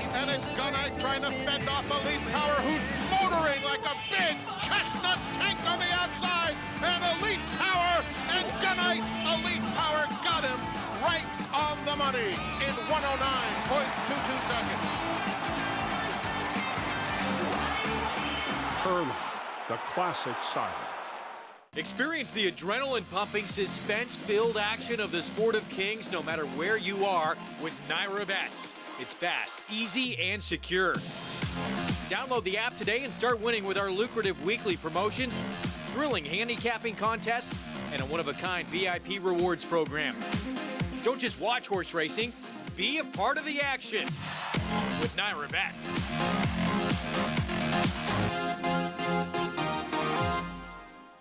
Introducing Venezuelan Hug, the tenacious, towering son of Constitution, now standing in New York. After breaking his maiden at Gulfstreet, he dispatched Cityman and Allowance Company at Saratoga, going on to 6 wins in 10 starts, finishing with 3 straight stakes victories, including the Grade 3 Canadian Turf. Now a versatile sire, complementing any mare with size, looks, and athleticism that's been called the best-kept secret in New York. Venezuelan Hug, standing at Mill Creek Farm. Visit millcreeksaratoga.com to book your mare today. Now more than ever, it's time to get with the program. When shopping for your next race prospect, consider that New York breds start with an advantage. Our New York breds run for serious green. At Saratoga Race Meet, New York bred maidens run for up to $88,000. New York bred allowance horses run for up to $100,000. And New York bred owners can collect awards of up to $20,000 per horse per race. So get back with the program. Seriously. Back with you on our Saratoga Live coverage, presented where you can play it all. Naira Bets, bet any track, anywhere, anytime. And we just saw a bit of a shocker here in this 5th race. 17-1 shot. Horse's only prior race on turf did really no running. Different story today. Completely different story. Now here's a horse that won going 1.25 miles on the dirt at the meet and came back and is one going 1 mile and 3/16 on the turf. So nice to have a horse that's that versatile. And just in such great form right now as well. A shocking upset both times in both types of situations. And you just have to be excited to think about all the options available to you going forward. Yes, you know, and if you're in a turf race, it rains off, you know you're in good shape as well. How about the ride that Ricardo Santana just delivered? Saved all that ground, and when he wanted to get to the clear, it was like this open sesame. It presented itself. He was just able to slide out without any kind of contact, without having to force his way out. You can't get a much better turf trip than that. What a move from this barn, too, to say, let's make the shift back to grass and give him another try here. And it works out at a big number. AJ Suited Racing Stable, Ricardo Santana Jr. For Norm Cassie, $37.20 for the win. Yeah, the biggest price on the board. Bear Oak gets it done. English Conqueror, nice effort by him. Julian Leperoux always had him in good position. And Cross Border, a horse that I know Sarah and I are huge fans of. More recently been running over hurdles before trying the Belmont Gold Cup. Nice effort from him. Up next, our Spencer Farm 2-year-old race of the day. 6 furlongs, maiden special weight for 2-year-old fillies. All trying to get that first victory of their career. Coming up, Colonial Rose 5-1 on one of the very few with experience in this race for Al Stahl. More on our Spencer Farm 2-year-old race of the day when we come back. We'll tell you more behind the scenes with the Belmont Stakes winner Arcangelo and the job Jenna Antonucci has done getting him to his Travers moment. We'll be back.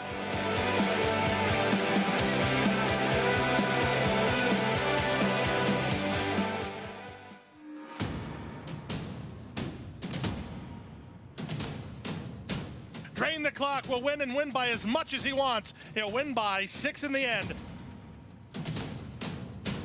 It is Drain the Clock who will bound home the winner in the Bayshore.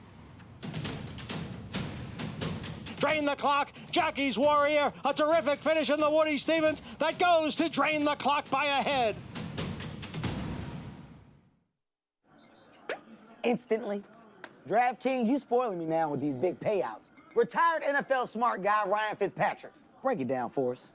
Just place your bet, and the bonus bets instantly appear in your account. Like magic. Like Fitz magic. That's too much magic. It's too much magic.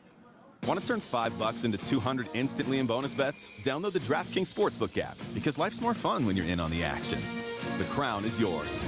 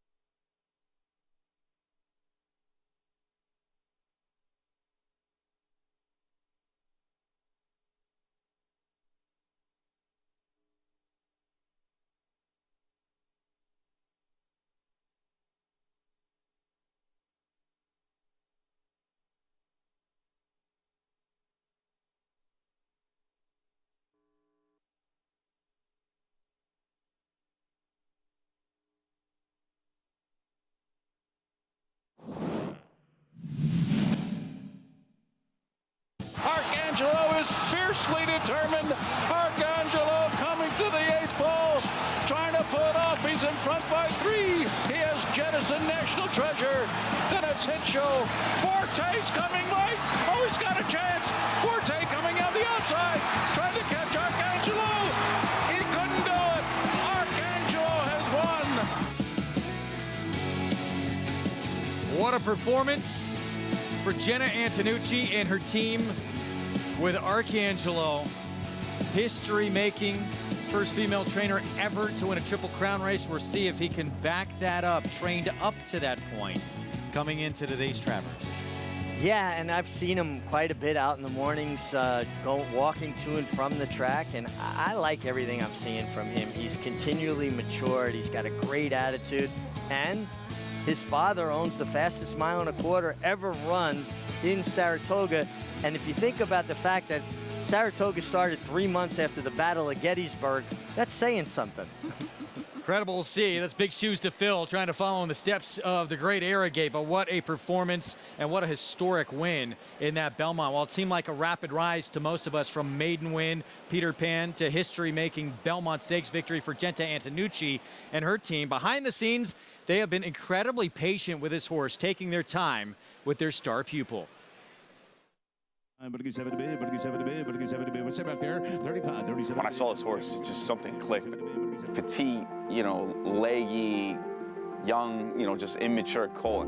He was very naughty. Clovis Crane had started him up north for the first couple months, and then he came to us at the farm, and he was wild. He was very unfocused, very juvenile, very just mentally very, very immature. So we just basically kind of started over with him and just like, okay, buddy, we got to find some space here. And we basically would work him when he was getting too naughty. He was extremely precocious. He was very fast early on, so that was always there, but mentally he was nowhere near ready to run. So thankfully, with John also wanting to take his time with him, it allowed this horse to grow in his space and allowed him to figure things out and mature and take that breath before all of a sudden pushing all the red buttons around the racetrack. He is a ham and a half. He is a very large personality, and it's something that we've really focused on a lot with him. When he sees a camera or hears it click, he literally is asking which side you want of him.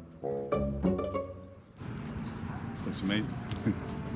Just to see him grow, it's just amazing. I mean, mentally, physically, he's like 2 of what he was at the sale, and to me, he's the most gorgeous horse I've ever seen. he's become very serious on the racetrack when he's working. And so for me, and reading and watching him, I want to make sure we're giving him his space when he's not doing his job to let his hair down and be a kid and be sassy and do all of his boy things that he needs to do, and whether that's in the round pen or in the stall or whatever it is, so that when he goes out there, he knows it's go time, it's focus, and to watch that growth in him over the last, probably more so the last 3 months has been remarkable.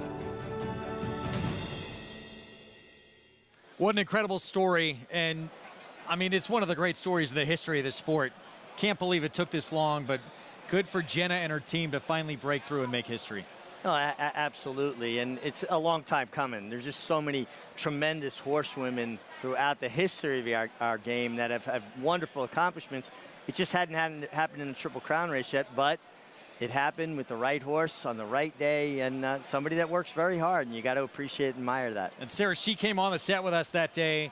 She was so calm, so collected, and afterwards, too, just incredibly gracious. And she just knows her horses so incredibly well. She really takes the time to learn about all their personalities, like we just saw illustrated in that feature right there. And she's allowed this horse to tell her when he's ready to run a big race, and listen to him so far. So the time between races is less of a concern for me with someone who's such an astute horse sportsman as well. One of the biggest decisions this sport was waiting on was where Javier Castellano would wind up. He rode the Kentucky Derby winner Mage. He rode the Belmont Stakes winner Arcangelo, but even more weight on it because he's had so much success at the Travers with 6 wins.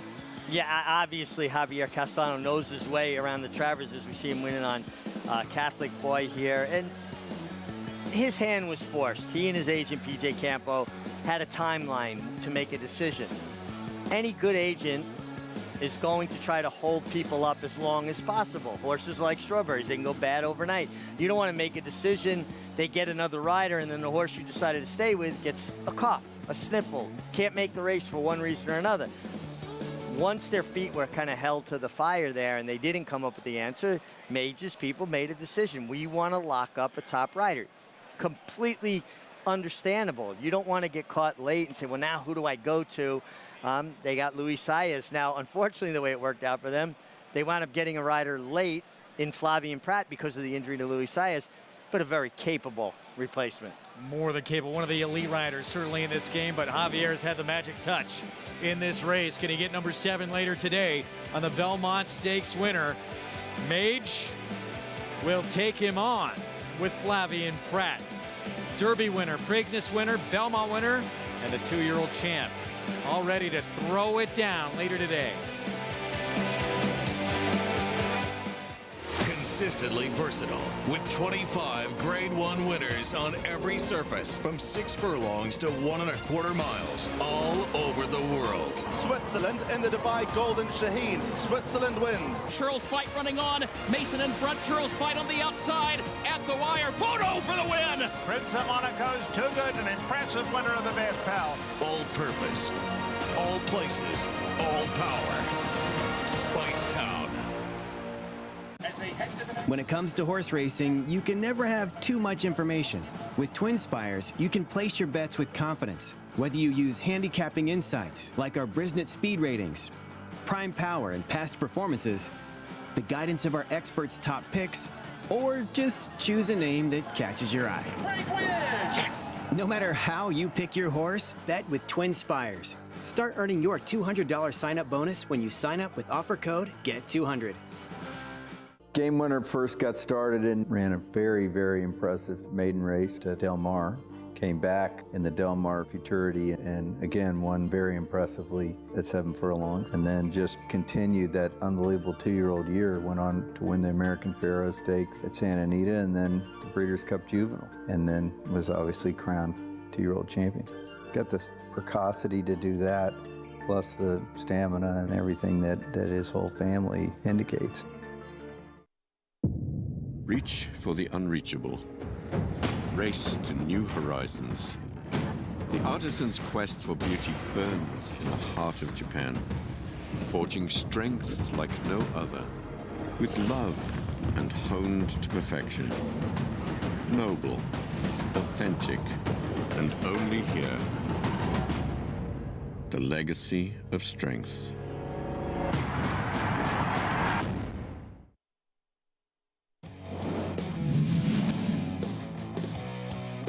Mage is coming down the center. Hit Show is there. Kingsbarns gives way. Angel of Empire with powerful strides down the center of the track, but there's one furlong to go. Two Phil's fights on, but Mage has taken the lead. Angel of Empires are rallying third. Time is running out to catch Mage. Mage digs down deep, urged onto the wire to win the Derby. Kentucky Derby winner's mom in full. Going to be heading to the Keeneland November breeding stock sale on Wednesday, November 8th. Part of a 2-horse consignment along with another pretty good one. It was a multiple graded stakes winner who is in full to the Horse of the Year Flightline. But Puka, mom of Mage, off to a pretty good start already. You would say so, right? And of course, that value of her as well as her foal, you're looking forward to what kind of horses she's going to be able to produce in the future as well. And with Mage and all the success he's already had, if that goes on to a win in the Travers today and even more so down the road, you have to imagine that purchase price just keeps going up. Also produced Dornock, who's running in a stake at Monmouth later today. There's a lot of buzz about that horse. Well, you see some big ones in this one, so that'll happen again. Keeneland November breeding stock sale on Wednesday, November 8th. Let's go to Maggie for more. So pleased to be joined by co-owner of Mage. This is Chase Chamberlain of Commonwealth Racing. And Chase, talk a little bit about Commonwealth Racing and the success you've had in such early and infant stages of this ownership group. Yeah, thanks, Maggie. Well, Commonwealth is an ownership platform that allows anybody from all over the world to invest in racehorses and even golfers. So I should say athletes for as little as $50 a share with no ongoing expenses. And, you know, like you said, you know, we started with Country Grammar. They said, man, you guys will never have a horse like that again. We jump on the ride with Mage, and it has truly been a ride of a lifetime. Talk about that ride. Talk about winning the Kentucky Derby, the most sought-after race in America. Yeah, honestly, we've used the word surreal for a long time. Like, oh, how was it winning the Dubai World Cup? I've misused the word surreal my entire life. Winning the Kentucky Derby was truly a surreal moment. And even better that we got to share it with 382 other people. I was going to say, how many owners and partners do you have here today? Yeah, we've got probably 80 folks scattered all over the racetrack. We've got a giant crew in the porch sitting just waiting on go. You know, our average age is 35, so we love what we're doing is we're bringing in new young people to the sport that, frankly, 95% of them never owned a racehorse or even been involved in racing. So it's an exciting time to be part of horse racing, and especially Commonwealth. And a little bit of drama, obviously, with the rider, with Mage, landed on Flavian Pratt, who has won his fair share of Grade 1s up here this year. Well, and we've had an amazing relationship with Flavian over the years. You know, got us our first Grade 1 win aboard Country Grammar in the Hollywood Gold Cup, rode We the People. We've had a lot of success with Flavian, so we're hoping that it follows us here. Great rider. You know, it's bummed for Luis. He's a great rider. We were so excited, but this is a pretty amazing alternative, so no complaints from us. Chase, wishing you the best of luck here, and what a crew you have here with Mage, the Kentucky Derby winner. Yeah, thanks so much, Maggie. All right, big crowd rooting home Mage today in the Travers, Greg. Yeah, pretty neat. I mean, this was sort of a horse, too, that they sold microshares to a bunch of people. So a lot of people got to share in that success with that Kentucky Derby winner. Which I think is absolutely fantastic. But for all those people that were a part of Mage, and that's their first horse ever, ooh, it's going to be hard to top what they've already done. Right? How can you go up from there? And of course, the excitement of having that little bit of your own taste of your own Kentucky Derby winner, that's how you become a forever fan of racing. Well, that man right there has made a lot of fans over his career. Bill Mott, one of the greats in the history of this sport. And he'll have, just FYI, the 9, the 10, Life's Joy right next door to each other in this race coming up. And of course, he's going to send out the reigning sprint champion a little bit later in the card in Elite Power, who has won 8 in a row, including that meeting earlier at the meet when he got by Gunite on that wet track. Got by a loose Gunite too and just ran him down. I don't think that there's a lot really separating these horses, but Elite Power keeps on finding a way to get his head down in front. Exactly, and he's just so talented with that win streak that he's bringing into this race, and just to be a closing sprinter and to continue reeling off win after win after win, no matter what kind of situation is ahead of him in the race. you just have to respect that kind of effort. Sword Dancer seems wide open as well, and Bill Mott's Channel Maker, 9 years old. Try and notch the 11th win of his career. Manny Franco will be back aboard. Nice effort here in the bowling green. You can see Channel Maker's got the distinctive way of running with his head up in the air. Very difficult for riders to get together, get in a good rhythm, get in sync with a horse that runs with their head as high as he does. Manny Franco seemed like he was very comfortable on a horse that's not the most comfortable to ride. It's like a giraffe, the way he runs, right? His head's right up in the air. He's the same kind of chestnut color. And just another 9-year-old who we saw cross border earlier be so successful at this stage of their career. It's incredible. A lot of buzz about a few of them in this race as we get to see quite a few making their debut, including this filly here, Shoplifting. Let's send it to the birthday girl. Happy birthday, Maggie Wolfendale. Thank you, Greg. Quite a way to celebrate my birthday here on this Travers Day. And we'll take a look at that favored first-time starter here, Shoplifting, daughter of Into Mischief. The dam, she won first time out as a 2-year-old. She was a multiple graded stakes winner, though, going longer, including winning our personal ensign. And she produced a multiple grade stakes winning turf horse. But this one looks as though she should be A-okay sprinting on the dirt. She's incredibly athletic looking. Watching her work from the gate to back, she broke very well with Hall of Famer, albeit John Velasquez aboard, Jose Ortiz riding her here today for Tony, and she is fit, she's well prepared, and don't forget, Tony can win with a first-time starter as she just looks ready to go and acting like she's done this before. Moving on with number 8, Here's Your Trouble, one of 2 Chad Brown horses, neither of which taking much money. She sold for $270,000 at the OBS April sale after working 10 flat. Showed really good acceleration, and also watching some of her works on XBTV. You know, when asked, she does the whole lower herself into stride and get in gear. There's, different levels of acceleration with this filly, which I really appreciate, and there's so much substance to her. She is a big, solid girl. Now, maybe that means she'll need a race to kind of gain that fitness, but I think she's very interesting. As number 9, Just FYI, daughter of Justify. Now, there's a little bit the dam was better on the turf. As a pedigree, that could go either way. Watching her work a while ago, a little over a month ago, I should say, she did work with Money Rockette, who finished 3rd on debut and took a lot of money. She easily outworked that filly. She's huge. She's tall, she's lanky, she's a bit unfurnished, meaning that it feels as though she needs to fill out a little bit, but she's still sharp. I want to watch her on the racetrack, Greg, because she was a little green at first, but I think there's some talent there if she can mentally put it all together in the race. Maggie, thank you. We look forward to it with our Spendthrift Farm 2-year-old race of the day coming up. We kick off with She's Wicked Smart and our post parade for Rob Falcone. Yeah, She's Wicked Smart out of a mare that's a producer. 6 winners from her foals. They're moving fast. Colonial Rose went by for Al Stall. We'll get back to that one. Here's Antenna. Ran well at Monmouth. First time after breaking slowly. Could improve. Favorite at 5-2 Shoplifting. Taking a lot of money off those really sharp work so far for a barn that isn't necessarily known to fire with their 2-year-olds, but the money I think is meaningful on this one. 1 of 2 for Chad Brown, Lady to Berry.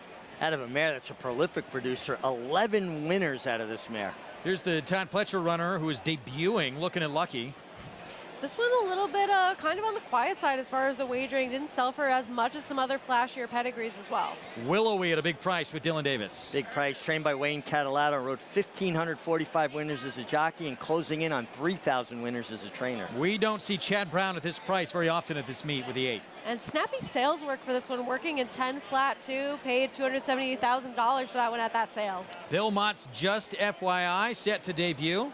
Yeah, her Grand Dam Star was a very nice mare on the dirt. Was actually runner-up in the Spencer and 1 graded stakes. And stablemate next door, Manny Franco will ride. Horse who showed speed in the debut. Yeah, this one coming in with that experience, showed that speed and faded in a race where Colonial Rose ran as well and had some trouble in there. This one will have to be able to sustain that type of early speed second time out in what I think might be a tougher field overall. 4 minutes to post here in the 6th every weekend at this meet. If you play through Naira Bets, play the late pick 5, and if you're the only winning ticket, you not only take down that whole pool, you get a $1 million bonus to boot. Do not wonder what could have been. Play through Naira Bets, play that late pick 5, take your shot. We've already had an opportunity where a horse was on the line for that $1 million bonus earlier on. It could happen. Oh boy, million reasons to play as we get set for this 6th here coming up. And here is Mega Philly with experience for Al Stahl.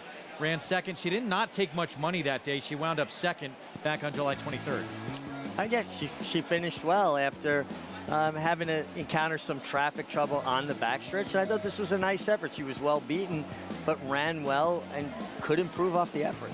I agree, and she was a horse that we don't see it in the replay that we're watching, but earlier on in this race, she was steadied after showing a little bit more forward position. So to overcome that kind of trouble early on and still make a race of it, you want to see the 2-year-olds for their first race, them not give up when faced with adversity, and I think that's exactly what we saw from her, but it was a long way back to her from the winner, Sam's Treasure, that day as well.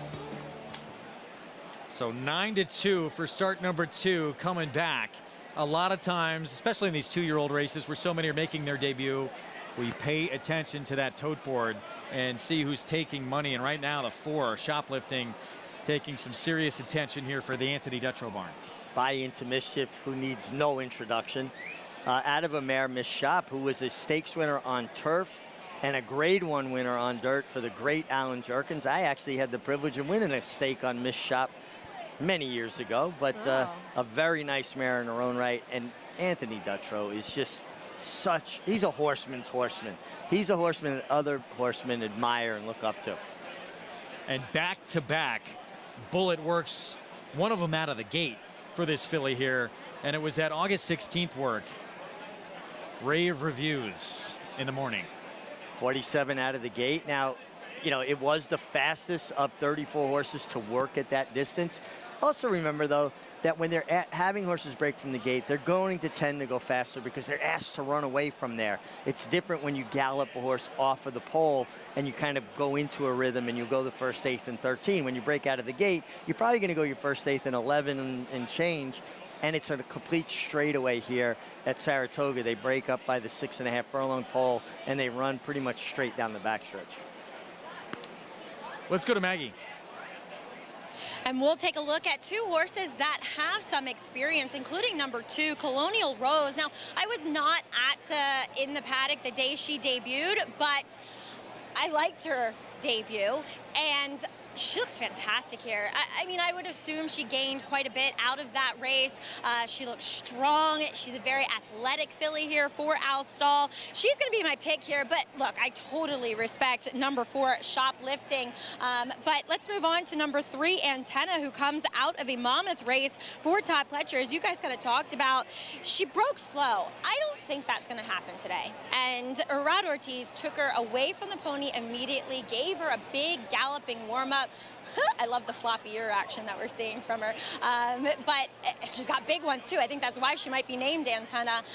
But she is moving really well. Look for her to be more forwardly placed, and I think she showed enough promise and ability in that debut, albeit running a slow figure, that she's going to move forward from that quite a bit here, like her coming back at the 6 furlongs. On to some other first-time starters.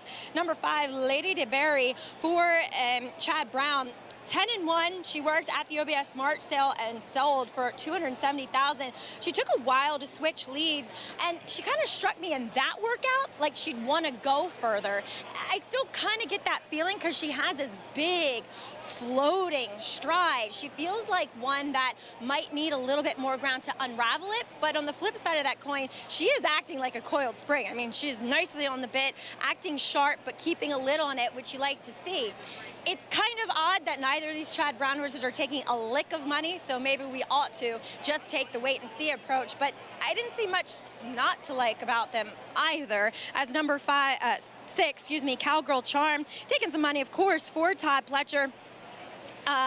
It's not much immediate pedigree the starter of Looking Lucky at Lucky has, but the dam is Half to Cupid, who was a multiple graded stakes winner going long on the dirt. She looks like she might want to go further. She is big. This is a big 2-year-old filly, and though I will say, watching her last breeze, she got away quickly from the gate and was kind of tanking the whole way with Johnny Velasquez aboard and pretty much going by herself that day. So there's a lot of intelligence with her. She's behaved beautifully. She's done everything right.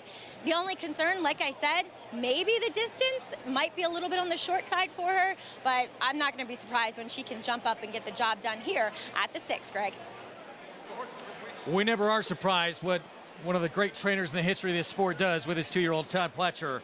Cowgirl Charm 5-1 coming up here in our Spendthrift Farm 2-year-old race of the day. He's also sending out one with experience. That's the 3 Antenna, and she is not taking much attention at all. She's 7-1.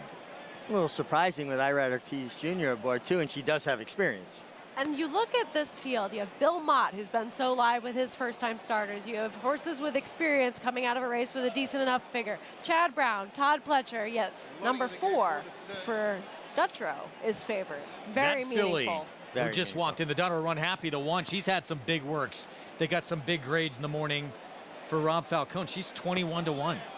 Yeah, and again, out of a mare that was her stakes winner herself, a producer of 6 winners, including Adios Charlie. So there is talent in the family. And it just shows you that some of these first-timers, there's big expectations, because that 2 just stepping in. It's a decent race to run in the debut, and there's nothing like experience. She's 9-2 right now.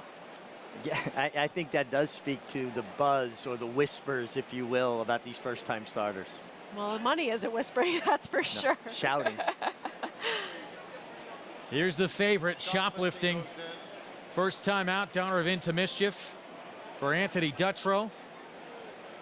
And maybe some future stars making their debut here in the 6 from Saratoga. Let's go upstairs. Frank Miramati with the call. Thank you, Greg. Here is Life's Joy to the outside to complete the line. They're in the gate. And they're off. And Life's Joy flies right out of the gate. Flashing good speed is Cowgirl Charm as well. Down at the rail, She's Wicked Smart is up and on the pace, taking second. Shoplifting now in third. Just FYI is next, followed by Colonial Rose, who's 5 lengths off the lead, 2 clear of Antenna. Then it's Willowy, slow starting Lady to Berry, second to last. And Here's Your Trouble at the back of the field. The opening quarter in 22 seconds flat. And Life's Joy has made it over to the rail, leads a length and a half. Shoplifting closing in, as is Just FYI on the outside, taking third. A length and a half off the lead, coming to the quarter pole. She's Wicked Smart is down at the rail in fourth. They're followed by Colonial Rose and Antenna. A new leader, Shoplifting at the top of the stretch in 45 seconds flat. Opens up 2 on Just FYI. She's Wicked Smart is in behind them, followed by Colonial Rose. Final 1/8 of a mile. Shoplifting, Just FYI within a half length of her. And then She's Wicked Smart. Shoplifting, Just FYI, a final surge. Here's the line. Photo finish, Just FYI, got her right on the wire. Shoplifting did everything but win in second. And in behind them, She's Wicked Smart was third. And Here's Your Trouble started rallying late. Just FYI needed every step of that 6 furlongs to try and run down Shoplifting. Both of these first-time starters run big. What a tight finish. Tight finish. Shoplifting was so good. Ran hard, got run down by the first-time starter from the Bill Mott. Just FYI, this was a nice effort by both of these first-time starters, who both took significant money, Sarah. And we see so many situations where the board is not necessarily pointing you in the right direction. A lot of money that isn't quite as smart as it should be. This is a perfect example of a race where the money was spot on, with both of these 2 first-time starters taking the bulk of the wagering action and running just like their odds may have suggested. We've seen a couple races earlier on in the card where it was the same sort of situation and the outside horse unable to get by. This one able to do so, and in the debut, daughter of the Triple Crown champ Justify for Hall of Famer Bill Mott, and 2 today for Junior Alvarado. There it is, unofficially posted 9-4-1-8. Yeah, nice effort. Shoplifting ran great, but Just FYI got her nose down in front. Daughter of Triple Crown winning Justify in a very professional debut. Junior Alvarado for his main man. Bill Mott gets it done. Exciting horse race. Was. Lived up to a lot of the hype going in, and of course you want to see these 2-year-olds on a day like Travers Day come with these big, exciting efforts, and I think we just saw a really good race right there. So Bill Mott with maybe a future star here. Nice debut effort, and he's got a big one coming up next. It's going to kick off the first of 5 Grade 1s on this Travers Saturday card. They'll send out the reigning sprint champion, Elite Power, who's going to try and win his 9th consecutive start. Wow. It's pretty incredible. Yeah, incredible. Just to have a horse get that good and stay that good over that extended period of time, that's true horsemanship. What a lineup in those 5 Grade 1s. That Alan Jerkins, 2 Bafferts, including Arabian Lion, going up against New York Thunder. Dirt debut was pretty sensational. Look at that list. And what are you guys most looking forward to of what's to come? Looking forward to all of it, but I like that Alan Jerkins. First of all, the man it was named for is a legend for so many reasons. Obviously his horsemanship, but also for the human being he was, and the generosity of spirit, and how he would bring you into his barn and teach you about horses and answer every dumb question I ever asked. But Arabian Lion, to me, I think sits the right kind of trip, Sarah. I know New York Thunder is very fast, but Arabian Lion is fast enough to put himself where he needs to be. He's well posted. And again, it's Baffert shipping east. You got to think this horse is going to be very tough to beat. And just showing that he had the ability to raid off the pace in this Woody Stevens, which was a super contentious full field that he was going to be facing in there. And he's one that's really shown that kind of promise that I think they thought of him so early on. He's really proven it over his last couple of starts. Of course, this one being the best race of his career so far. Tough call. Bob Affert's got Fort Bragg in there too, who outdueled Saudi Crowner and so good in that Jim Dandy. What about for you, Sarah? What race are you looking most forward to? Well, I think one of the better betting races on the card, if you're against the favorite, is going to be that Sword Dancer right before the Travers. And it's an exciting turf matchup where we see some of those older veterans in Channel Maker, where we're taking a look at some European horses and your favorite in Stone Age. You also have Soldier Rising, who's very classy himself. And Channel Maker and Verstappen, they faced off in the Bowling Green, and a horse in there that ended up finishing 3rd, Never Explained. Well, he came back and he ran pretty well next time out as well. Channel Maker had everything go his own way in this race. Verstappen, I feel, taking a little bit out of his game in here. I don't know that he necessarily wants to be quite as close as he was, always chasing a horse that had a perfect, easy trip in here. And I just wonder if now going to this 1.5-mile distance that, you know, he's been able to accomplish in the past, and the price you're going to get today, I think he's very interesting coming up later on. 5 Grade 1s on this Travers Saturday card. It is stacked with talent, with champions, and certainly just about all these races, horses that have their eyes on a championship come the end of the year. What a debut from this first-time starter. Just FYI for Hall of Famer Bill Mott with Junior Alvarado. Impressive to run down another talented first-time starter in shoplifting. Yeah, I think a really nice effort from both of these, and a first-time starter you brought up at a big price. The one, She's Wicked Smart. Nice Boston accent there. Not much here. It took determined effort to get by. Shoplifting here for the win, but just FYI, able to do it. Let's go to Maggie. Here with Junior Alvarado, and just FYI, Junior, I know a filly that you have been on several times in the morning. How high were your hopes heading into this 6 furlong contest? You know, to be honest, we thought she's probably at least top 2, the best filly Billy has in the barn, you know, the 2-year-old fillies, you know. But like I said, I mean, you know, sometimes you have to come in the race and run the race because you never know they're you know, first timer. But I mean, she showed up to her work. Junior, am I right in saying that because you needed every inch of the stretch to get by a really talented horse of Tony Dutro's, that maybe longer is better? Yeah, definitely. I mean, we thought probably try to go first time out 7 furlong, but you know, I guess the race was 6 furlong, so we had to go right in there. And you know, I got worried when I turned for home because when I asked my filly, she didn't give me a sprinter kick. She started kind of like give me a little by little, so I, you know, like more like a horse that would run long. But you know, I think she was just still was much class today, and she was so good that, you know, she got it done today. I love your insights, Junior. I really want to ask you about Caramel Swirl. I know Goodnight Olive, she is the best, and also the filly for Steve Asmussen, Echo Zulu. Geez, her name just went out my head. How How do you beat them? Is there any way to beat them with Caramel Swirl today? You know, I'm just gonna try probably right my field. I'm gonna break. I'm gonna probably try to shut her off, try to make relax. I will kind of forget the race until the 5:16 pole. On the 5:16 pole, I would say like I'm gonna start picking my spot, and hopefully, you know, she give me a good run. I would say probably last time I might have moved a little early on her, and you know, they probably got me at the end. But you know, like I say, I got a good plan today, and hopefully she respond well for me. Man with the plan, love it, Junior. Congratulations here. Thanks, Maggie. All right, Junior Alvarado with a big win first time out with just FYI. Caramel Swirl up a little later in the Grade 1 Ballerina. A lot of these races too coupled today for Junior. We've talked about him riding later today in Scotland for Bill Mott in the Travers.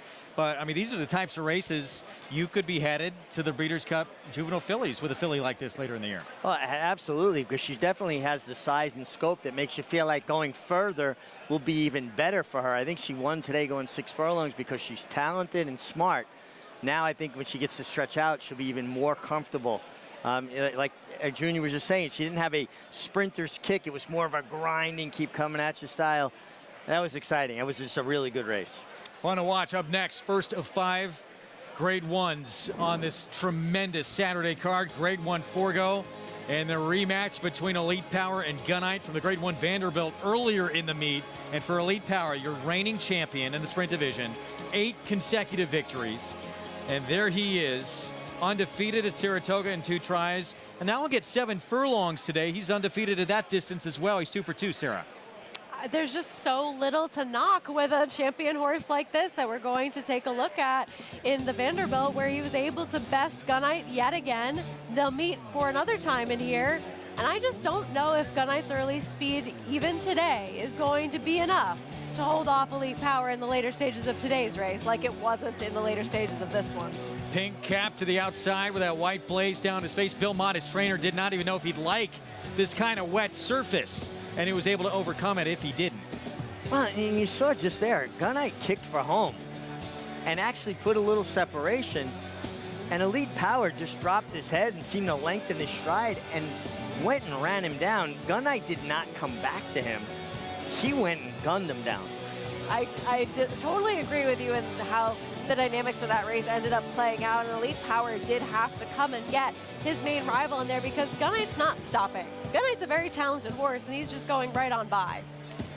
And that is no slouch. He's trying to run down there. $1.8 million in earnings for Gunite, an 8-time winner, star in his own right. Just happened to come along in a tough time where Elite Power is a superstar, and to this point at least has had his number. Forgo Stakes.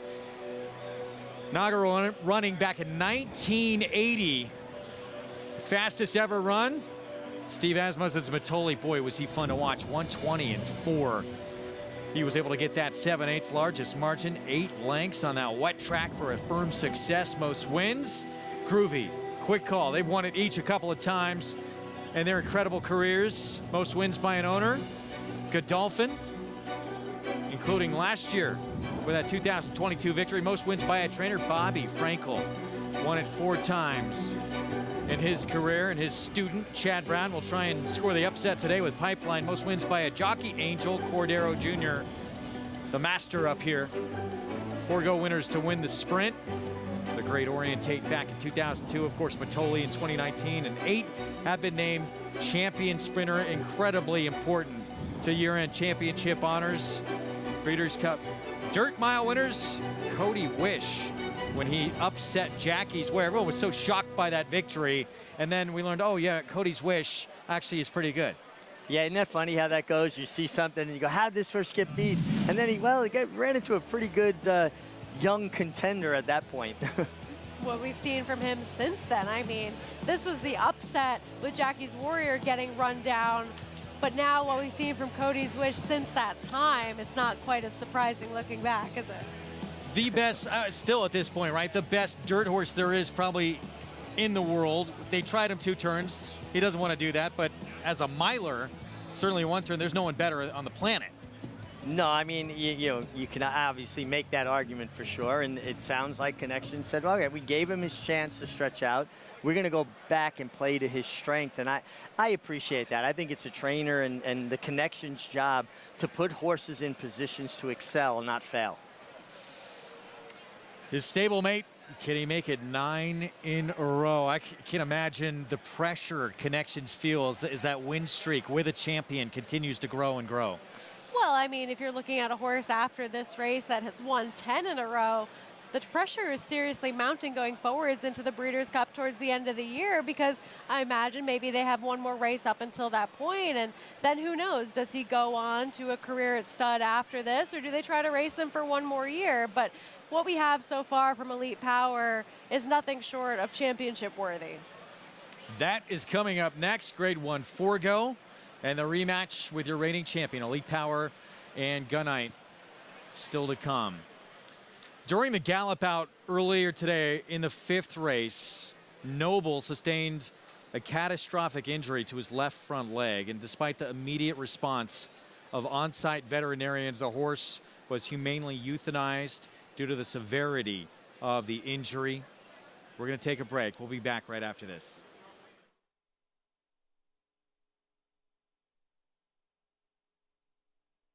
Blade, a proven sire with over 15% lifetime stakes horses. And in the sales ring, Blaine continues to prove his value. Now 50, 550, 550,000. I'm at a period 85, 85, 85, 485,000. Thank you. 310,000 upstairs. His stakes-producing daughters include the dam of Eclipse champion Forte. Forte to win the Breeders' Cup Juvenile. Blade, standing at Claiborne Farm.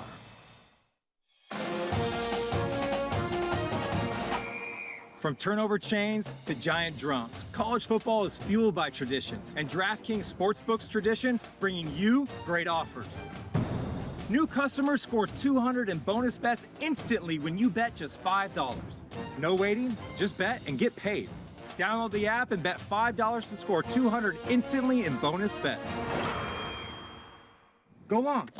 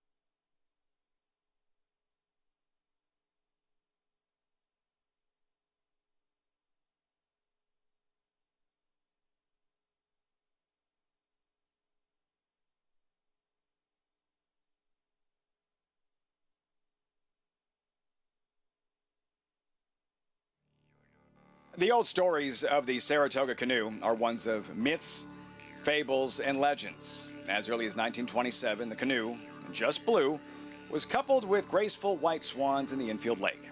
Folks say these symbols of the spa meant that the racing season was near. Now it gets darker. One story actually hinted that the canoe was there just in case a horse player, intending to drown himself, changed his mind. Another myth was that the canoe provided unlucky bettors with transportation home to Manhattan via the Hudson River. Enough of the speculation. The story of the canoe in more recent times is easier to tell. In 1962, fans returned to the track to find that the blue paint had been covered over with the colors of Calumet Farm, whose horse, Beau Prince, had won the 1961 Travers. Since that year, the old canoe gets a new makeover after every running of the Travers Stakes. A 55-year-plus, more palatable standing tradition. Pretty incredible history with that canoe that has not always stayed on that infield lake.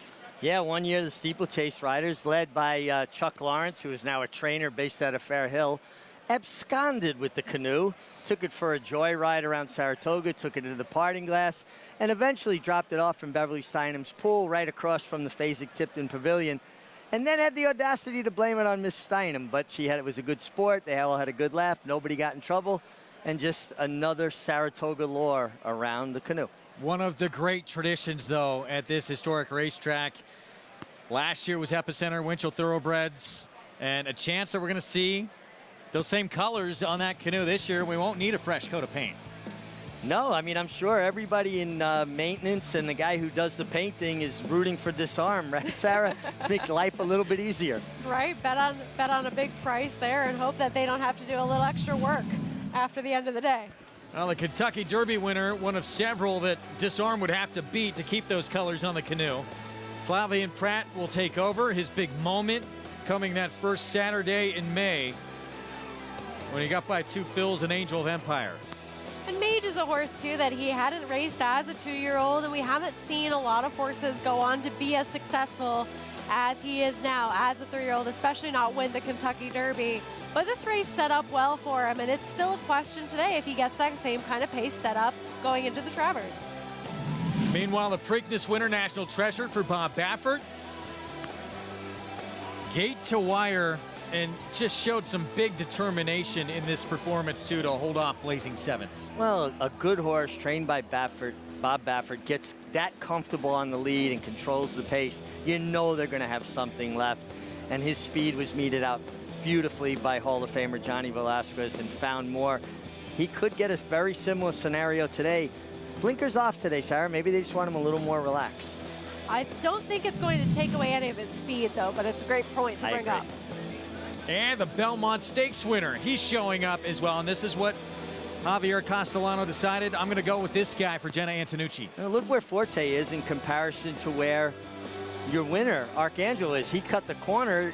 He lost all that ground, and he came with this relentless run off the 10-week layoff. Now with the addition of blinkers, he's running more in the bridle. And the best way I can describe, when I talk about a horse running in the bridle, you're in your car, you set your cruise to 55.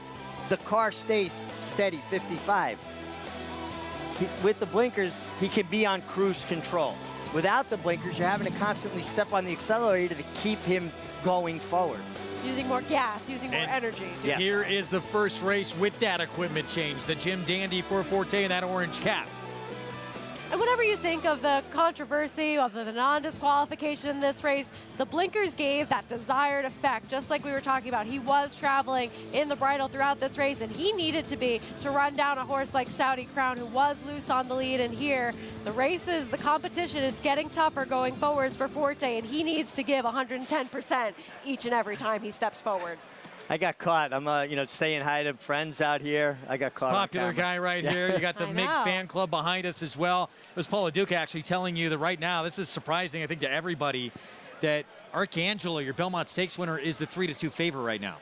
Yeah, listen, Archangelo's been training extremely well here. It's a great story. And listen, girl power. I'm sure a lot of young ladies are looking at what Jen Antonucci's doing and going, you know what? I can do that. It's not insurmountable. I can get an opportunity if I work hard, and that's the message she has sent out, and I think it's been a very popular message. What do you both think about the decision to train that horse up to the Travers? Well, I think she's voiced so far that this has been a situation where he's had a couple of races back-to-back, going from his maiden win to the Peter Pan to a huge effort in the Belmont Stakes.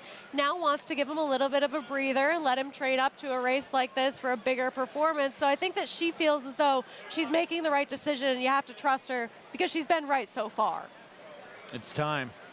You ready to make your selection for the Travers? I'm going with the 2-year-old champion, Forte. He's second choice right now. I hope for my wagering dollars, he goes off at second choice. I love what I saw with the blinkers. I think he's extremely talented. I think he was an unlucky loser of the Belmont Stakes. I don't think he had a good trip. I think he was wide, spinning his wheels.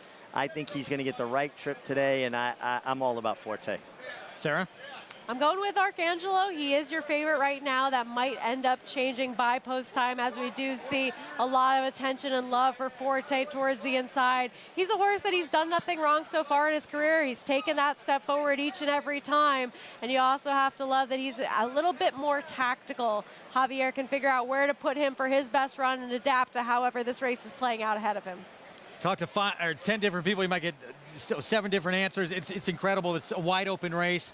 I'm going to go with the Kentucky Derby winner. I think Javier Castellano may have made the wrong decision in this race. Flavien Prat's going to wind up getting the mount. He's run 2 races, Kentucky Derby, and then again the Haskell, even in defeat. 2 figures that no one else has yet run in this group. Connection said he's going to be even more fit, which probably worked short for that Haskell. I think we see Mage get it done this afternoon in the Travers. Whatever happens, it is going to be a fantastic race with all these big names showing up on the same day in the same race. No matter who wins the Travers, we're all winners because we're here in the greatest place for racing in North America, in the foothills of the Adirondacks. Everybody have an amazing Travers Day.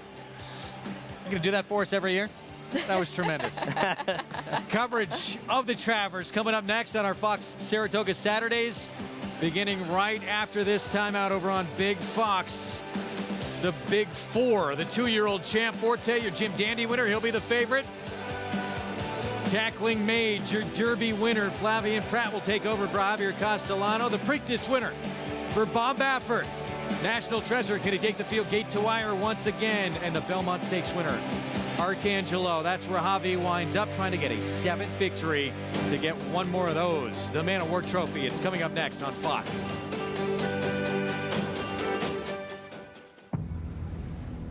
History remembers moments of extraordinary strength, skill, and determination. True greatness is forged by those who fulfill their destiny.